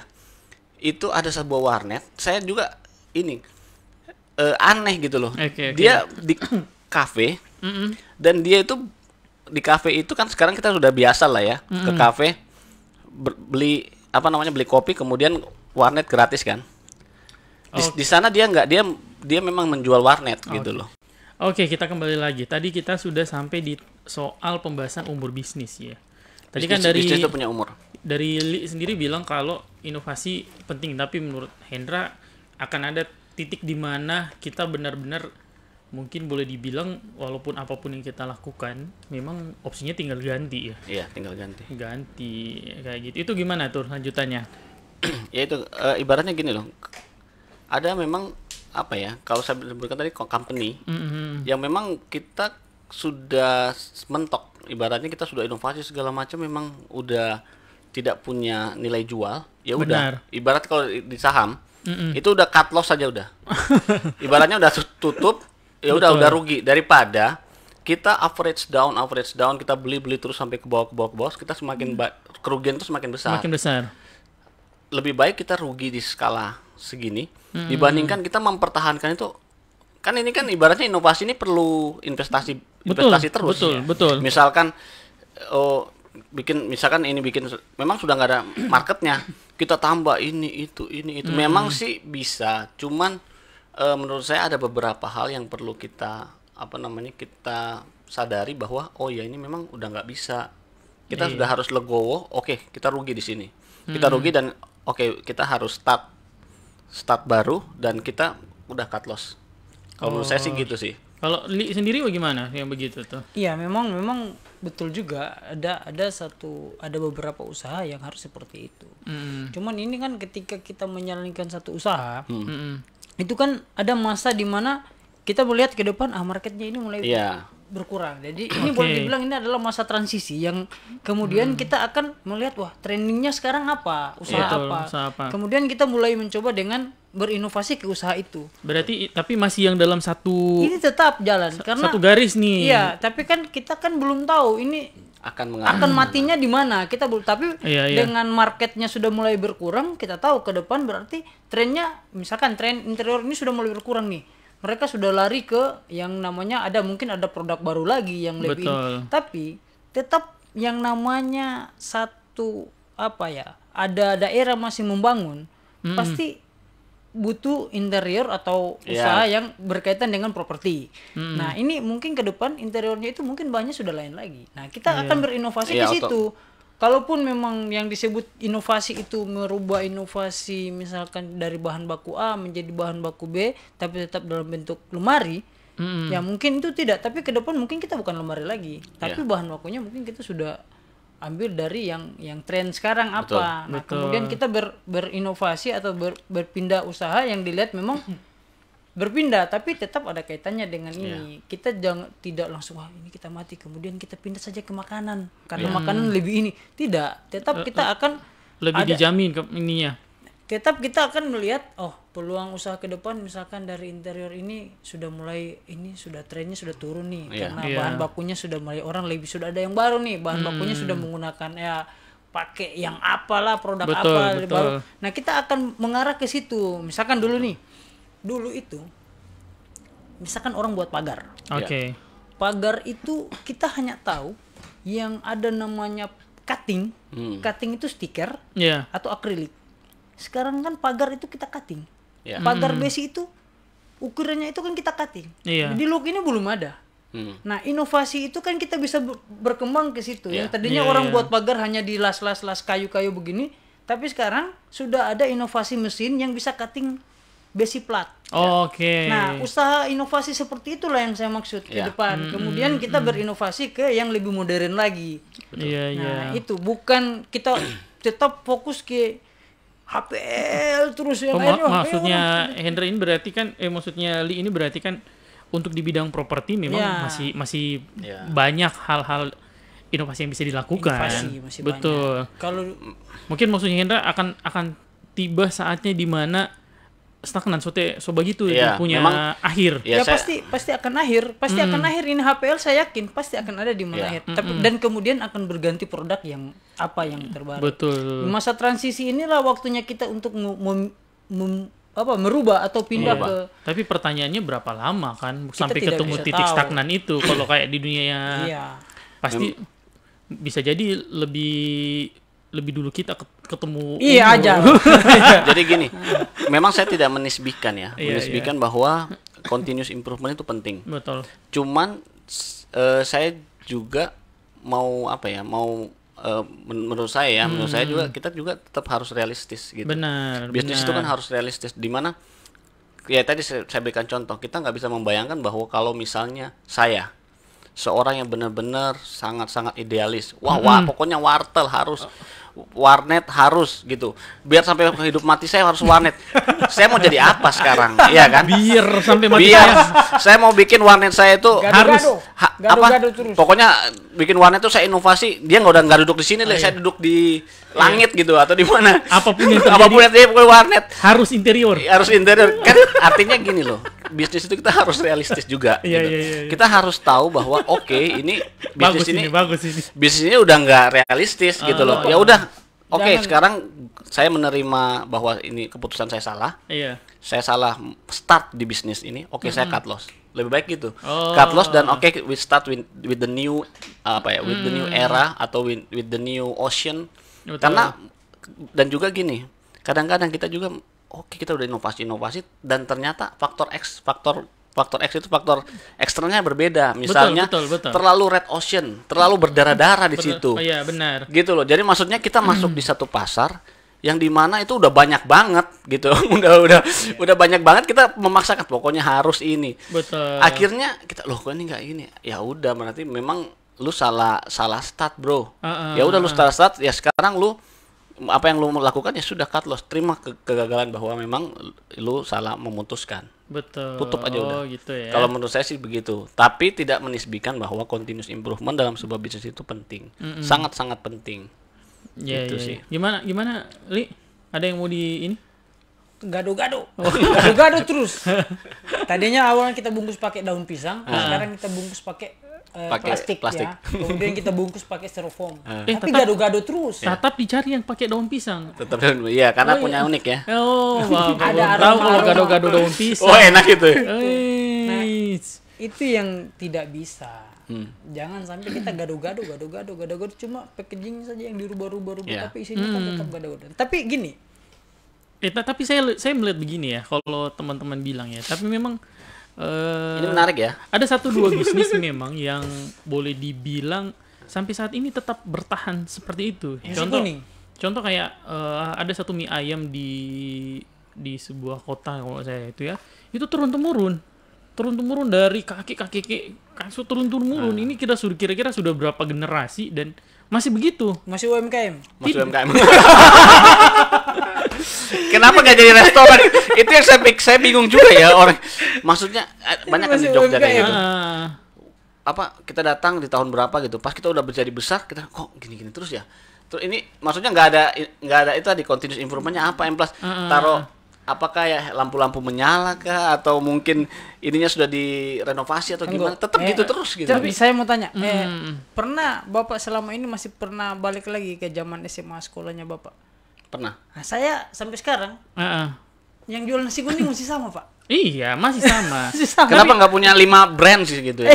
Nggak punya. Tapi yang unik kenapa saya cerita yang tadi adalah kadang malah tempat-tempat yang lama ini malah dicari oleh orang-orang tertentu yang memang merindukan produk tersebut. Wah, itu sebenarnya kayak itu. Atau nostalgia saja. Makanya maksudnya mereka sengaja mengambil segmen itu untuk membuat kenangan konsumen ya di situ. Makanya tidak mau melakukan perubahan-perubahan yang memang yang saya yakin mereka tahu lah untuk terus berinovasi. Tapi makanya saya sering diskusi dengan teman-teman soal sebenarnya bisnis itu mana yang lebih kuat, inovasi atau mempertahankan keasliannya. Iya, benar. Keoriginalitasnya. Betul. Virginnya. Ini maksudnya yang benar-benar sudah baku ya. Kayak gini nih, KFC dengan rasanya itu kan baku tuh. Iya. Kalau untuk di Indonesia ya, setelah uji coba dan lain-lain, mereka membakukan rasanya. Jadi ketemu dimanapun tidak akan berubah. Dan betul, original itu tetap ada sampai saat ini, tidak berubah sama sekali. Kalau makanya kenapa kalau kita mau kita makan KFC aja karena kita sudah tahu rasanya. Udah tahu rasanya. Kayak itu. Beda dengan beberapa tempat makan yang kita tahu ya akan sering berubah dan lain-lain kayak itu. Lidah kita tidak siap dengan semua perubahan ya. Kayaknya di Look pun jarang yang kayak begitu yang memahami kalau soal rasa. Di sini ada juga, kalau saya nggak salah itu Surabaya juga cukup menjaga rasanya. Makanya kalau teman-teman biasa kalau tamu aja, ke rumah makan Surabaya karena kita tahu tuh standar-standarnya seperti apa. Surabaya itu baru, dia belum bisa dibilang legend dulu. Ada yang legend itu saya bilang rasanya. Ikan bakar Maros.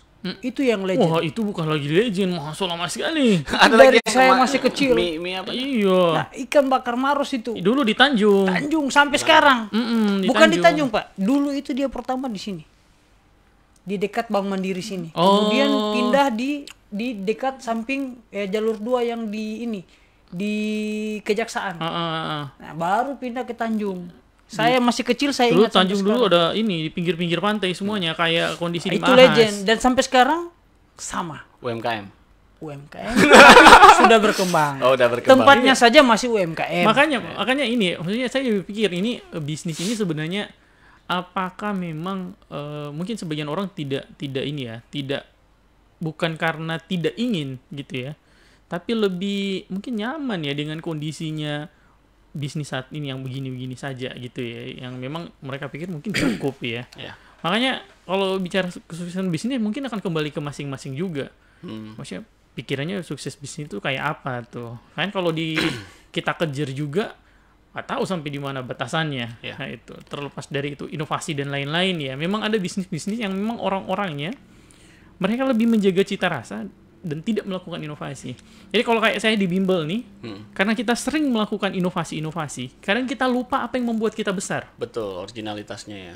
Jadi apa yang kita membuat besar. Jadi kita pikir di awal kita terkenal karena sesuatu, karena kita ingin melakukan inovasi terus, inovasi kita lupa nih kita besar karena apa.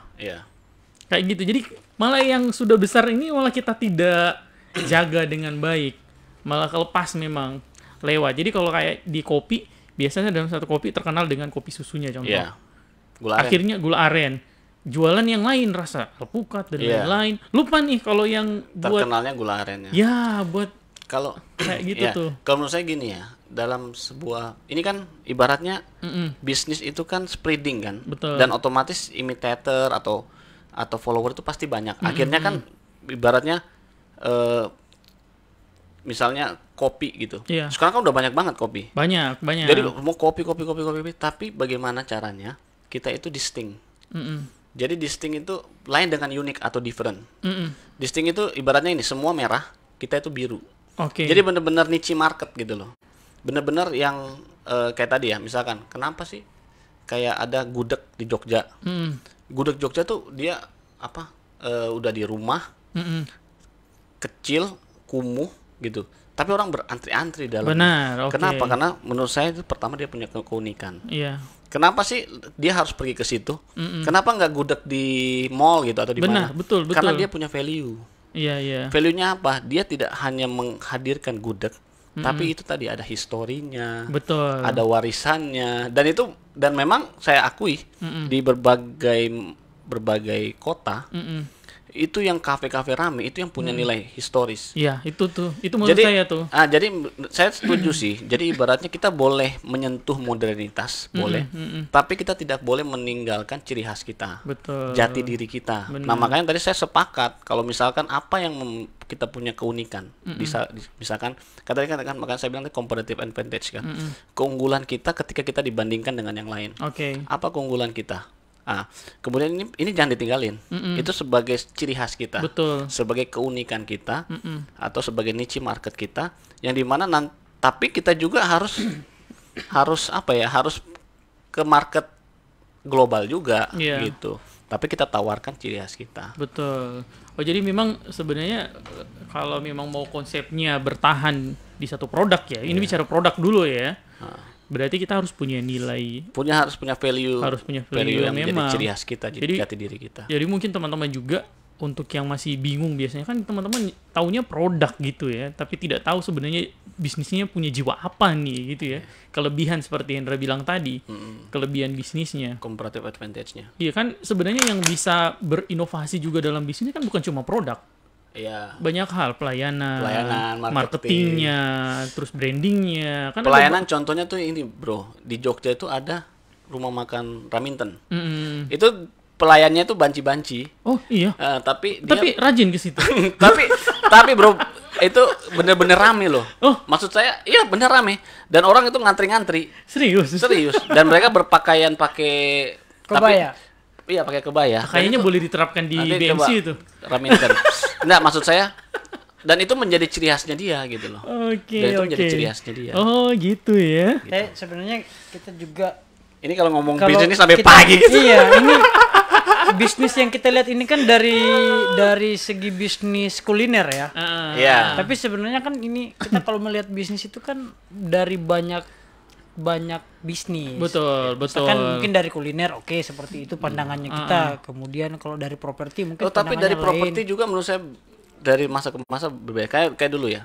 Orang zaman properti tuh, kalian lihat nggak sih kalau umpamanya zaman sekarang.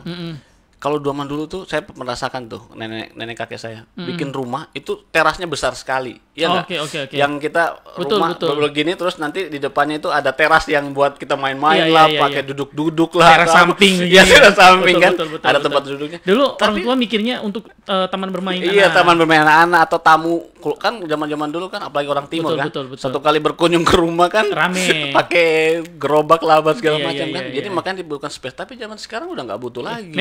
Mepet sekarang parkiran. Minimalis semua. Betul. Kan? Satu jingkal dari jingkal apa gitu. Pagar. Dan justru lebih apa ya? Lebih ya itulah apa namanya? Ya memang mengalami sebuah perubahan. Gitu. Iya, tetap ada. Sekarang kalau kita lihat ya, saya biasa kan kadang-kadang jalan gitu.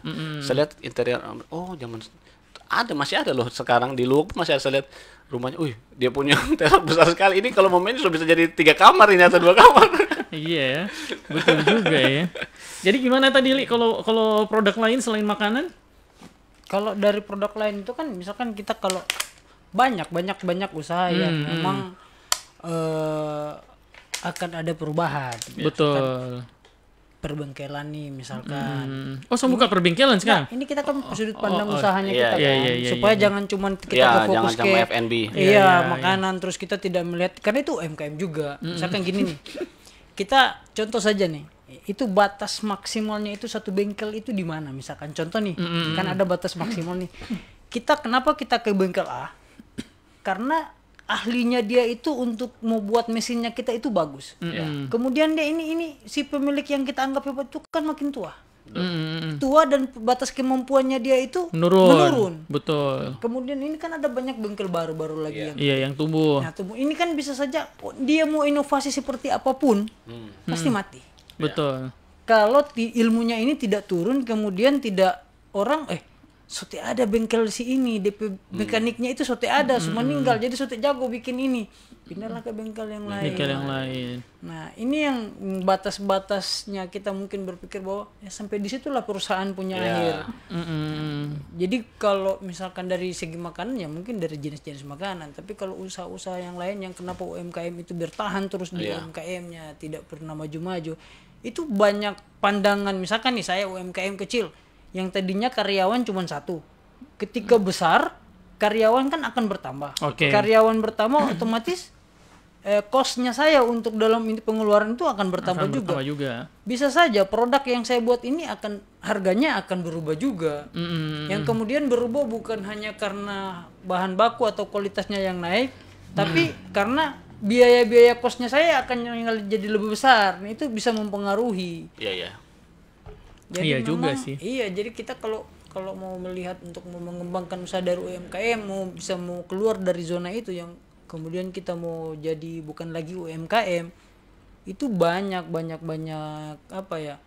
Kayak misalkan Janji Jiwa nih. Janji Jiwa itu kan UMKM juga. Kalau kita sebut UMKM itu UMKM juga. Kalau di jilid-jilidnya kan ini kan banyak nih, ada 1000. Tapi dia kan tipe-tipenya ini kan beda-beda. Ada yang tipe UMKM. Tapi kalau berdasarkan omset udah lewat. Kalau ada tipe Janji Jiwa yang kecil. Kita melihat ini kecil ini, tidak sebesar. Tempatnya itu tidak sama karena tidak semua tipe sama. Iya. Nah, itu. Tapi kalau kita mau sebut Janji Jiwa itu besar loh. Tapi ada berapa cabang Janji Jiwa? Apakah semuanya sama? Kan tidak, beda. Tapi memang kalau bahas mengenai UMKM ya, memang satu, teman-teman harus memikirkan value tadi yang dibilang Hendra kan. Apa saja sih keunggulannya teman-teman. Biasa kan kita hanya terlalu fokus ke produknya. Jadi bahas produk dengan bahas nilai dari sebuah produk itu sesuatu yang berbeda. Gitu. Kita boleh bilang, oke, kita bikin kopi susu, tapi kopi susu jadi sesuatu yang berarti tidak bagi brandnya, kan? Itu dulu tuh punya nilai. Semakin sedikit kita tahu nilai kita di sebuah brand, maka akan sulit untuk menjual, karena yang kita jual kan nilai sebenarnya. Kayak itu. Makanya kalau kayak saya nih di Sigma, coach boleh tidak cerita tentang Sigma? Saya bisa cerita panjang lebar nih. Sebelum saya bilang ayo masuk Sigma. Kayak gitu. Itu persoalan terakhir itu. Bahkan bukan saya yang menyimpulkan. Maksudnya orang lain boleh menyimpulkan sendiri tentang apa yang saya bisa cerita tentang nilai-nilai yang kita bawa. Nah, biasa PR di teman-teman itu dulu yang pertama. Karena terlalu fokus ke produknya saja. Lupa kalau harus ada nilai yang dia bawa. Terus kedua, teman-teman juga belajar juga harus bagaimana branding, marketing. Dan lain-lain. Karena semua terkait nih. Makanya kalau inovasi itu bukan hanya soal itu produk saja. Kayak tadi yang Li bilang soal yang di bengkel tiba-tiba memang sudah berumur dan ya makanya perlu regenerasi dan lain-lain, sistem bagaimana dan lain-lain. Makanya kalau ambil franchise semuanya ada. Orang yang direkrut pas baru masuk harus seperti apa prosesnya dan lain-lain agar standarnya sama kayak gitu mungkin ya. Ya, saya nambahin sedikit ya. Jadi kalau menurut saya gini, salah satu mungkin ya, salah satu faktor kenapa UMKM itu tidak lepas dari UMKM-nya, itu seperti tadi yang Lid contohkan. Jadi ibaratnya ini Tete dari dulu dia ngerjain, kemudian sampai dia meninggal gitu. Dan akhirnya sampai dia bawa mati lah. Kemudian akhirnya tutup.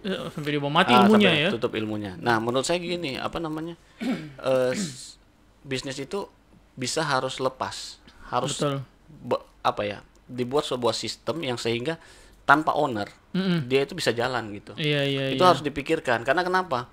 Kita ini terbatas. Sama seperti dulu saya pernah makan di mie pangsit di Surabaya, itu enak banget. Tapi kalau koknya ini sakit, bisnisnya tuh tutup. Berarti kayak tukang ojek berarti. Iya, artinya gini. Jadi bisnisnya itu tergantung dari dia. Lah, terus gimana? Kita mau besar. Kalau umpamanya semua tergantung kita. Bagaimana kita punya 3 cabang, 4 cabang, 5 cabang. Kalau semuanya harus gua yang masak gitu. Betul. Iya kan? Kalau umpamanya otomatis dia akan di situ terus. Tapi kalau dia mau, kan biasanya orang juga bingung ini. Ya. Hendra, dia mau ajarin ke orang lain.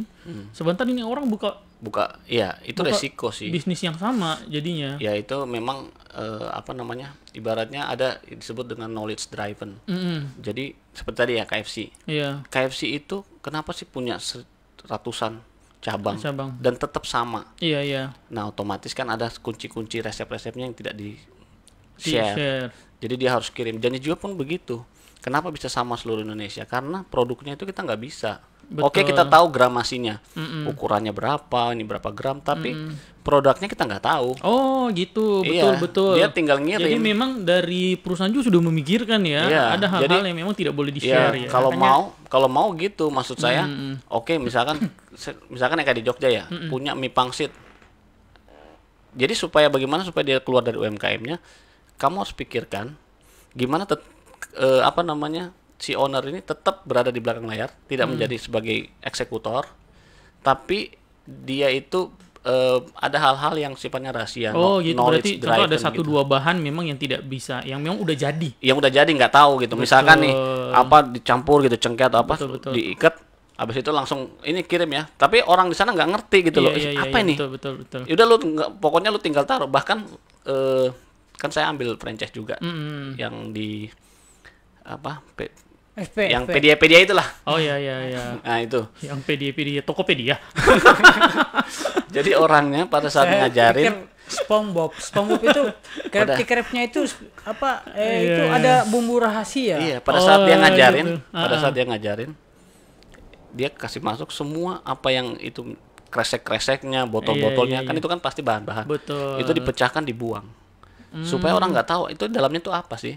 Benar gitu. Juga sih, tetap menjaga tetap memang tidak bisa dibuka semuanya. Jadi pegawai cuma tahu nyampur. Tapi kalau skill kayak bengkel-bengkel kan otomatis harus diajarin semua. Iya, ada beberapa yang memang harus harus. Tapi ya itu tadi, bagaimana kita supaya keluar dari UMKM-nya, ya mau nggak mau kita harus melepaskan diri. Iya, karena kalau kayak keripik mau bagian mana yang mau disembunyi? Hah? Iya. Hampir tidak ada yang bisa disembunyi. Apa itu? Kalau kayak keripik dan keripik ada lah. Kan ada keripik rasa keju, ada rasa kayak misalkan Kitela. Ketika kita campurannya. Kan campurannya kan ketika kita makan Kitela kan kita pasti tahu. Kayak misalnya kita tutup mata nih. Kita berapa tiga keripik kita suruh ambil. Pasti kita tahu yang mana Kitela. Gitu pasti tahu kan. Tapi kalau kayak di furniture gimana? Furniture gimana? Nanti otomatis kan harus ngajarin semua kan? Detail-detailnya. Kalau furniture itu sebenarnya gini. Furniture itu yang tidak boleh ketinggalan itu ada 2 faktor ya menurut saya ya. Yang pertama yang tidak boleh ini berbeda. Misalkan mau terlihat bagus itu hanya ada 2. Yang pertama, kalau desainnya oke, kemudian tukangnya oke, maka hasilnya oke, bagus. Desainnya bagus, tukangnya jelek, hasilnya jelek. Begitu juga sebaliknya. Desainnya jelek, tukangnya bagus, hasilnya tetap jelek. Tapi bagaimana ketika Bapak punya tukang yang bagus tiba-tiba memang harus diganti atau dia ada masalah dan lain-lain? Nah, itu jadi persoalannya di situ. Pasti jadi problem. Pasti akan ada problem. Berarti harus regenerasi, ngajarin berarti. Harus ngajarin orang atau saya pernah. Kalau antisipasi dari Rumah Bintang sendiri gimana? Kalau saya dengan hal yang seperti itu memang sampai saat ini saya belum kepikiran. Belum kepikiran, sudah kepikiran. Cuman belum ada orang yang bisa diajak. Sudah pernah coba orang kasih ikut. Ternyata kemampuan orang ini yang ikut itu tidak mampu untuk bisa seirama dengan kepala tukangnya ini. Nah, jadi ganti lagi. Kemudian ini orang tidak bisa seimbang. Ya, jadi saya makanya kemarin sempat tutup ya, Nah, itu karena saya tukangnya itu lagi balik, tidak sama saya. Kemudian itu masalahnya ya. Nah, tapi sekarang untuk antisipasi itu memang agak sulit karena rasa percaya saya sama tukang-tukang yang lain itu kurang. Masih kurang, belum ada. Karena saya kan sebelum ajak orang kan saya mau lihat kualitas dulu. Daripada saya paksakan harus ada, mendingan saya tidak. Betul juga sih. Alhamdulillah saya menemukan tukang tepat. Saat ini kondisi gitu, iya. Tapi tetap ada ancaman itu ya, ada risiko itu ya. Alhamdulillah saya kan bukan hanya sebagai usaha itu, saya juga punya pekerjaan tetap. Oh gitu. Alhamdulillah saya punya pekerjaan tetap. Jadi walaupun nomor bintang istirahat saya alhamdulillah masih bisa. Bapak Itu makanya aktif income, pasif income, something dong. Bapak punya usaha apapun itu, saya bilang bapak income, pasif income semua jalan. Dia kerja di mana, hasilnya di mana. Yang lagi sekarang di mana? Sama dia bilang ke saya, Ngana ini kerja di sini, ambil gaji di situ, baru Ngana bawa di sana. Seperti itulah kita sama sebenarnya. Iya juga sih. Ya, alhamdulillah itu. Jadi saya tidak terlalu harus ini, kalaupun usaha itu sudah di masanya maksimal dan harus ini, ya tapi saya punya pekerjaan tetap, alhamdulillah punya pekerjaan tetap yang bisa tongkat untuk saya punya keluarga. Oh gitu, jadi jadi memang tidak jadi masalah juga ya kalau macam. Alhamdulillah belum. Ya ibaratnya biasanya cuma receh. Oh gitu. Lebih banyak yang utama. Ini dia punya ini usaha gitu banyak, ya? jadi memang banyak cadangan. Iya. Jadi PNS itu cuma sampingan. Jadi dibalik sekarang, dibalik. Sebut produk lagi. Dibalik. Oh gitu. PNS sampingan. Oh, Sekarang bukan. Ya Allah, ini tuh, saya lihat dulu yang nonton ini pas ada Pak Kadi sini. PNS itu yang utama. Oh gitu ya. Tetap yang utama. Itu pekerjaan utama. Yang lain itu sampingan. Jangan sampai santer saya. Ya, ya. Bukan, itu yang utama. Oh gitu ya. Yang lain itu sampingan. Oh, alhamdulillah dikasih rezeki lagi di tempat lain kan. Oh. Ya, itu. Betul juga sih. Buat tongkat-tongkat akar. Tapi sebelum masuk kita closing, Replay ada tantangan apa bangun kan? Sebelumnya kan semuanya franchise. Pas bangun Replay kan otomatis harus bangun branding sendiri. Kalau Hendra bangun branding gimana tuh di awal-awal untuk Replay?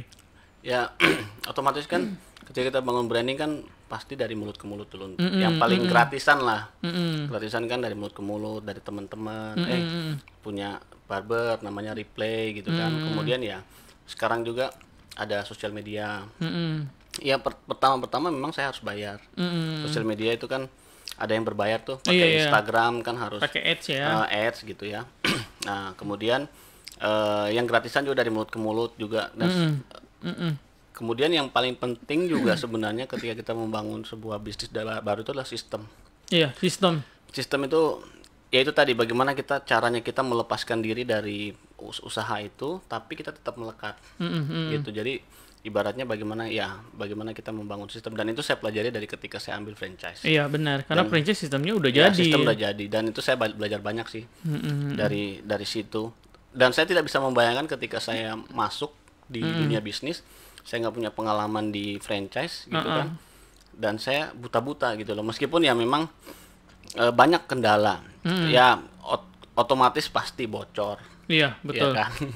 Ketika kita bukan kita yang jaga kasir atau apa, pasti ada kebocoran. Kemudian kayak misalkan bahan-bahan stok opnam gitu kan, mana kita tahu gitu loh, yang habis berapa, yang ini berapa gitu kan. Nah, otomatis kita harus punya sistem. Nah, bagaimana kita punya sistem itu? Ya, kita harus punya knowledge. Tapi sampai sejauh ini kalau Replay udah jadi atau masih proses? Sistemnya sih ya udah menurut saya sih udah oke lah. Tapi yang paling penting gini juga sih, selain sistem yang mendukung, menurut saya finding the right person. Itu gimana tuh? Ya menemukan orang yang benar. Oh iya, betul juga sih. Menemukan orang yang benar itu menemukan orang yang tepat ya. Akan membantu kita. Betul Kalau kita udah ketemu partner kerja atau karyawan yang benar-benar memang loyal, itu bagus. Iya, betul. Dan itu harus dipertahankan. Benar. Dan itu harus dipertahankan. Apapun itu kita harus pertahankan. Tapi kalau memang dia ibaratnya musuh dalam selimut nih, harus cepat eksekusi. Eksekusi daripada kita kita memelihara ular di dalam rumah. Walaupun bermanfaat sekali dan dia nanti ke depan akan menjadi apa ya, Anaconda. memangsa kita. Wah, lebih baik pas dia dari kecil kita harus cut apapun yang terjadi, maksudnya Betul. segala macam resiko kita harus Dari awal udah harus cut memang ya. cut memang, meskipun dia benar-benar terlalu bermanfaat. Saya pernah juga seperti gitu. Saya merasa bahwa wah ini terlalu bermanfaat, terlalu inilah, tapi sayang kalau diputus. Tapi kalau misalkan memang itu pilihannya sudah tidak bisa, kita udah nggak bisa berjalan bareng, kita suatu hal tindakannya sudah tidak bisa dikompromi, ya menurut saya lebih baik ya cari yang lain lah. Jadi memang Gitu sih. Lagi-lagi di bisnis, untuk teman-teman yang bangun bisnis baru ya, khususnya paling penting sistem yang dibangun ya. Sistem. Tapi iya sih, saya juga sering coba share ke teman-teman ya, sebagaimana sebenarnya bisnis bukan hanya soal profit dulu. Betul. Karena profit akan datang ketika sistemnya jadi. Jadi. Kayak itu ya, profit pasti akan datang. Karena profit kita akan terganggu ketika ketemu masalah yang kita sudah tahu akan bermasalah begitu. Iya, benar.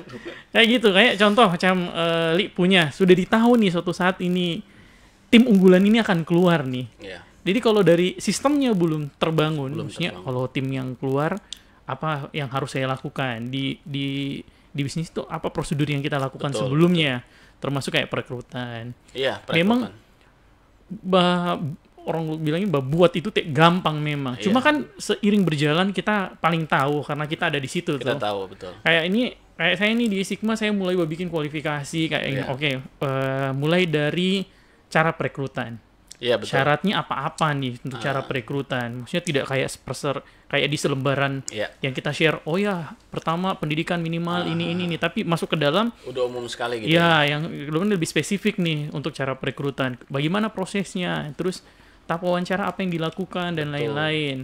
Terus setelah direkrut, proses seleksi dan proses pendidikannya kayak apa di kita. Contoh biasanya kan diterima masa uji coba dulu sebulan lolos baru uji coba ini berapa banyak gaji yang bisa kita share di masa uji coba dan lain-lain. Ini yang dibilang sistemnya kecil-kecil begitu dulu. Betul. Itu baru di orang, belum masuk di marketing nih. Contoh kayak tadi ambil ads itu kapan, contoh sebulan berapa kali kayak gitu, terus konten minimal berapa kali dan lain. Saya termasuk orang yang boleh dibilang bangun bisnis juga dari awal kecil. Jadi bangun marketing nih baru nyicil satu-satu. Oke, dari konten.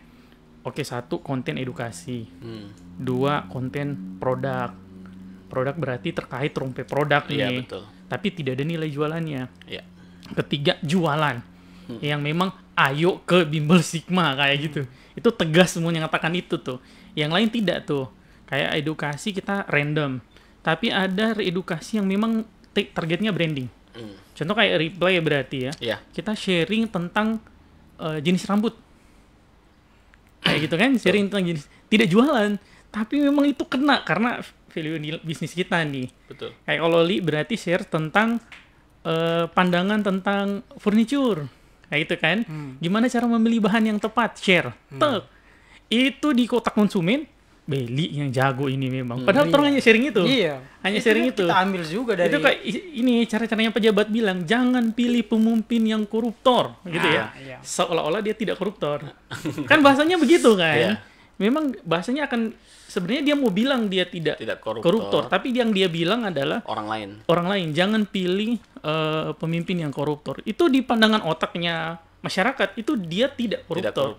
Itu bahasanya terbalik tuh. Kalau di saya itu bilang ini meja ini saya tidak bilang jelek. Oh iya. Tapi punya saya lebih baik dari ini. Oh, gitu ya. Itu bahasa-bahasa yang gitu. Yang boleh dibilang berarti saya punya kualitas lebih bagus. Tapi saya tidak mengatakan Bapak punya jelek. Iya. Cuma saya punya lebih bagus dari. Kalau meja tiap apa? Saya lihat belum dibungkus, Pak. Barang... Ada yang so janji sama saya tuh. Saya mau bungkus ini tapi belum. Saya sobat singgung. Semua lewat tahun. Semua lewat tahun. Ini pokoknya kalau nih meja tak lewat berarti semua dinding ini. Ganti dinding. Ini punya keunikan. Jadi Iya, harus dipertahankan. Loh, kayak barang-barang klasik itu kan zaman-zaman dulu punya. Iya, memang. Jadi mungkin tapi memang jadi terbatas. Semakin ke situ kalau barang-barang klasik itu makin terbatas. Konsumennya makin terpisah. Itu hanya ada hobi saja, ada orang-orang tertentu saja. Mungkin Betul. satu produk itu yang tadinya disukai oleh 10 orang, ya mungkin kalau ada yang mempertahankan di 100 tahun ke depan paling tinggal satu orang yang pertahankan itu. Yang sisanya sudah berubah. Oke. Terima kasih banyak nih sudah datang ke Sigma Podcast. Kayaknya memang ke depan Trong harus bahas yang lebih spesifik. Karena kalau Trong bahas secara umum begini terlalu ini ya. Terlalu lebar. Belum terlalu dalam. Iya, tidak mungkin kita bisa bahas satu-satu kayak branding, sebenarnya bagaimana cara membangun branding. Karena kan orang pikir branding adalah jualan kebanyakan. Iya. Branding sama marketing adalah sesuatu yang berbeda ya. Marketing itu tujuannya kan eksekusinya adalah jualan, eksekusinya. Kalau branding tidak tuh. Iya. Itu terkait bagaimana apa istilahnya ya, marketing 4.0 dulu ya. Iya. Bagaimana pola konsumen, hati konsumen. Kalau dulu kan kita suka barang ya beli. Iya. Kalau sekarang tidak. Sekarang itu produk branding bukan milik kita. Betul. Tahu ya, branding bukan milik kita. Jadi kalau macam Bapak pegang suka merek apa salah satunya? Apa di apa? Apa terserah. Kayak di handphone atau di baju, di pakaian, sepatu. Kalau saya produk lokal tetap. Iya, apa Masih sebutkan produk dalam negeri. Nama produknya apa? Misalkan kalau yang ada di saya itu ya produk-produk apa ya yang bermerek. Apa sebut saja? Semua, kayak apa? sepatu. Eger atau apa? Paling kalau sepatu. Janji jual lah. Atau apa? Contoh kayak janji jiwa nih ya. Kalau ketemu sekarang itu kalau ada orang bilang janji jiwa tidak enak, maka akan ketemu dengan konsumen, siapa bilang? Itu dia jadi merasa dia punya. Makanya itu brand di zaman sekarang itu brand boleh dibilang bukan milik perusahaan. Bagaimana caranya brand itu jadi ada di hati-hati setiap orang. Kayak itu. Coba Bapak kayak bilang, handphone Samsung itu tidak bagus. Langsung ada yang akan menjawab. Nah itu jadi makanya kalau di sisi itu menurut saya brand yang sudah apa ya, sisi promotion itu dapat. Jadi gini, dapat betul. Kalau saya melihatnya gini, tolak ukur ketika kita itu sukses dalam melakukan promosi adalah ketika bukan kita yang mempromosikan. Benar. Tapi orang lain. Orang lain yang bercerita ya. Orang lain yang bercerita. Makanya saya tadi bilang from mouth to mouth gitu loh, dari mulut ke mulut. Dari mulut ke mulut. Jadi misalkan di replay itu guntingannya bagus. Dia punya barberman-nya itu orang dari luar, dari Bandung. Tapi bukan saya yang ngomong gitu. Kalau saya ngomong kan pasti ini kan ini kan dia punya apa segala macam. Tapi kalau ketika orang lain yang ngomong atau ini yang ngomong kan kualitasnya bagus atau apa. Makanya kalau ada yang bilang ini meja jelek, selama yang bilang ownernya jadi gini. Oke, teman-teman, karena masalah durasi jadi saya mau sampaikan ini kayaknya harus episode 2. Iya. Saya mau sampaikan Oke, kita cukupkan podcast sampai kali ini. Makanya 2 jam loh ini, 2 jam. Tapi daging semua ini. Podcast paling lama ini 22:11. Dan konsumennya masih ini ya. Kita start benar-benar dari jam 8. Berarti otomatis sudah 2 jam. Lumayan ya. Jadi memang mau disampaikan satu dulu. Cukup sekian teman-teman. Apa ini kan pandangan kita untuk 2023 ke depan usaha. Nah, jangan Bapak kunci dan coblos nomor ya. Coblos nomor berapa nanti belum tahu. Saya sudah tahu dia. Nah, kalau ini ke depan kan 2023 itu pandangannya saya untuk berbisnis yang lebih tren ya di 2023 itu untuk saya pribadi ya ke depan dengan pandangan bahwa di interior itu masih tren.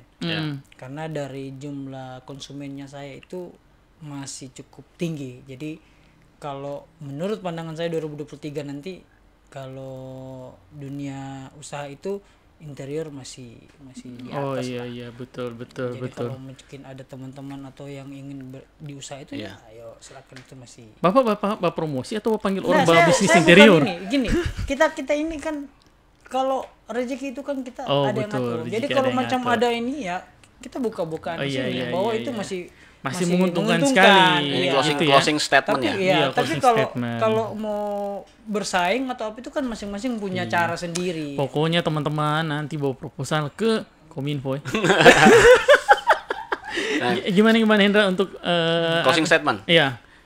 Sama sih dengan gini. Jadi banyak memang kalau mau teman-teman lihat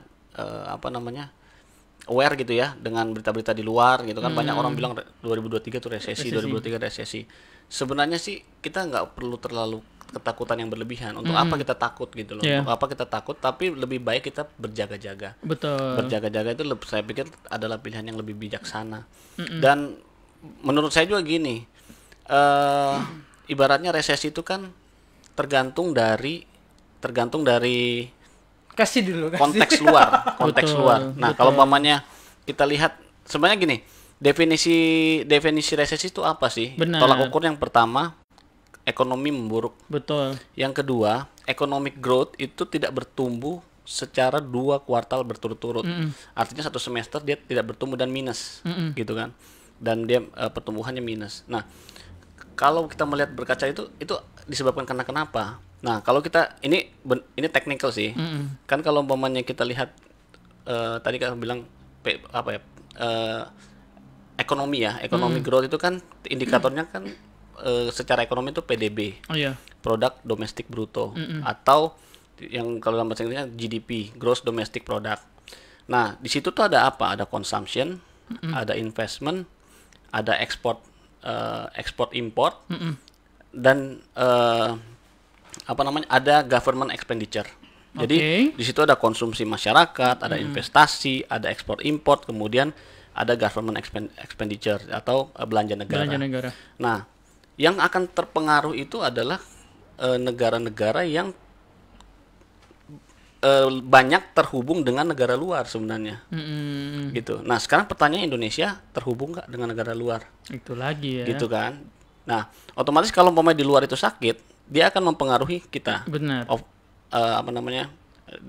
Efek domino, efek dominonya gitu. Jadi misalkan nih, contoh, Amerika lagi sakit, pertumbuhannya kayak tahun ini kan cuma 1-2%. Betul-betul drop ya. Betul-betul drop. Nah, otomatis kan yang dulunya bisnisnya itu misalnya mengirim ke Amerika, karena Amerika lesu, otomatis kan sudah nggak order lagi ke Indonesia. Sekarang pertanyaannya, berapa banyak bisnis yang kita keluar? Lumayan. Ya, datanya itu hanya sebesar 10-20%. Tidak seperti Singapura. Singapura itu 200%. Artinya gini, hubungan Indonesia sama negara yang terhubung dengan Amerika, terhubung dengan luar. Amerika, China gitu kan. Betul. Nah, artinya gini, berarti kalau kita melihat apakah tahun depan itu akan resesi atau tidak, saya pikir bisa akan terpengaruh, tapi tidak terlalu signifikan. Benar. Karena hubungan antara negara kita dengan negara luar itu hanya 10-20% terhubung. Benar. Nah, yang paling yang paling berpengaruh adalah ketika kita takut berlebihan, sehingga banyak orang yang akhirnya tidak mau spend uang. Betul. Akhirnya ekonomi di negara kita sendiri nggak maju, nggak jalan gitu loh. Misalkan, wah saya takut nih besok resesi, saya simpen uang lah. Akhirnya kopi janji jiwa lesu. ketika dia lesu kan, akhirnya kita mau nggak mau kita akan lay off. Benar. Akan mencat karyawan karena bagaimana kita mau survive. Betul. Nah, makanya nggak usah terlalu takut berlebihan, tetap spending, keluar uang, karena kita juga nggak terlalu terpengaruh kok dengan negara luar. Yang sakit tuh negara luar. Singapura tuh lagi gini karena prediksi IMF itu akan terjadi 70 negara itu akan mengalami resesi di luar. Nah, sekarang kita tinggal lihat pengaruhnya. Kita ibaratnya kanker lah. Kankernya di mana gitu? Apakah sampai ke jantung atau enggak gitu? Kalau cuma sedikit-sedikit ya it's okay lah. Gitu. Makanya tetap kita harus belanja, tetap kita harus konsumsi, karena tadi kan salah satu pengaruhnya PDB itu kan konsumsi. Nah, tetap harus konsumsi, harus belanja, harus ini supaya ekonomi itu bergerak. Supaya ekonomi tetap berputar. Iya, ekonomi tetap berputar. Janji jiwa tetap dibeli supaya karyawan juga kita kasih gaji yang masuk. Yang ini nanti karyawan ini dia pergi ke anaknya ke Sigma gitu kan. Masuk ya begini. Masuk. Ya. Kemudian kalau dia sejahtera kan dia bangun rumah, masuk lagi iya. Nah, itu maksud saya efek dominonya itu bisa terjadi. Tapi kalau umpamanya kita resesi hemat-hemat aja lah, nggak usah ke janji jiwa, janjinya sepi, ininya nanti yang lain dampak dominya gitu. Jadi ibaratnya kita sewajarnya aja, sewajarnya tetap spending, sewajarnya yang nggak usah terlalu fearness yang berlebihan. Nah, itu aja sih. Iya, tapi memang benar juga ya. Tapi kalau saya lihat kayaknya nggak akan berpengaruh sih. Kita pernah mengalami inflasi tertinggi, tidak ngaruh bos. Tetap makan ya. Tetap makan bakso. Tetap makan bakso Foodpedia. Iya. Jadi gitu dulu teman-teman yang kita bisa sharing hari ini. Sekali lagi terima kasih Hendra. Nanti kita ketemu lagi mungkin di pembahasan-pembahasan yang lebih spesifik. Untuk teman-teman intinya ayo terus berbuat dan berinovasi. Kayak gitu, tidak tahu sampai kapan, intinya sampai benar-benar kita stagnan. Tapi bicara soal sukses di dalam bisnis, kembali lagi ke kita masing-masing nih. Kita definisi suksesnya apa? Iya, betul. Kayak gitu ya. Ada yang memang ya targetnya sih kalau bisnis omset ya. Sekali lagi Tuhan menjanjikan kita rezeki, bukan menjanjikan kita sukses dalam bisnis tertentu gitu ya. Yang dijanjikan adalah rezeki. Rezeki itu dalam bentuk apapun, bisa jadi kesehatan dan lain-lain. Cuma tapi kalau teman-teman tidak berbuat lebih gitu ya, pasti tidak banyak bisa membantu orang lain. Kayak gitu ya. Iya. Benar, itu masalahnya. Kalau cuma mau hidup sendiri boleh kayaknya ya. Biar bercari botol jadi sih. Cuman kalau mau bantu atau mau apa orang lain kan ya, kita harus itu lagi, benar. Betul. Dan yang terakhir saya mau sampaikan adalah apapun yang teman-teman lakukan, pastikan itu bisa membuat teman-teman bahagia. Karena tidak ada gunanya dengan semua apa yang teman-teman cari saat ini kalau ujung-ujungnya tidak bahagia. Kalau ujung-ujungnya orang-orang di sekitar kita malah juga tidak bahagia. Kayak gitu ya. Maka akan kembali ke ujung seperti orang-orang sukses lainnya yang berada di titik, wah untuk apa ini semuanya? Kayak gitu, sebelum teman-teman berada di titik itu, sebaiknya disadari lebih dulu. Oke, cukup sekian bersama saya Andi Angio di Sigma Podcast. Sampai ketemu lagi. Assalamualaikum warahmatullahi wabarakatuh. Thank you.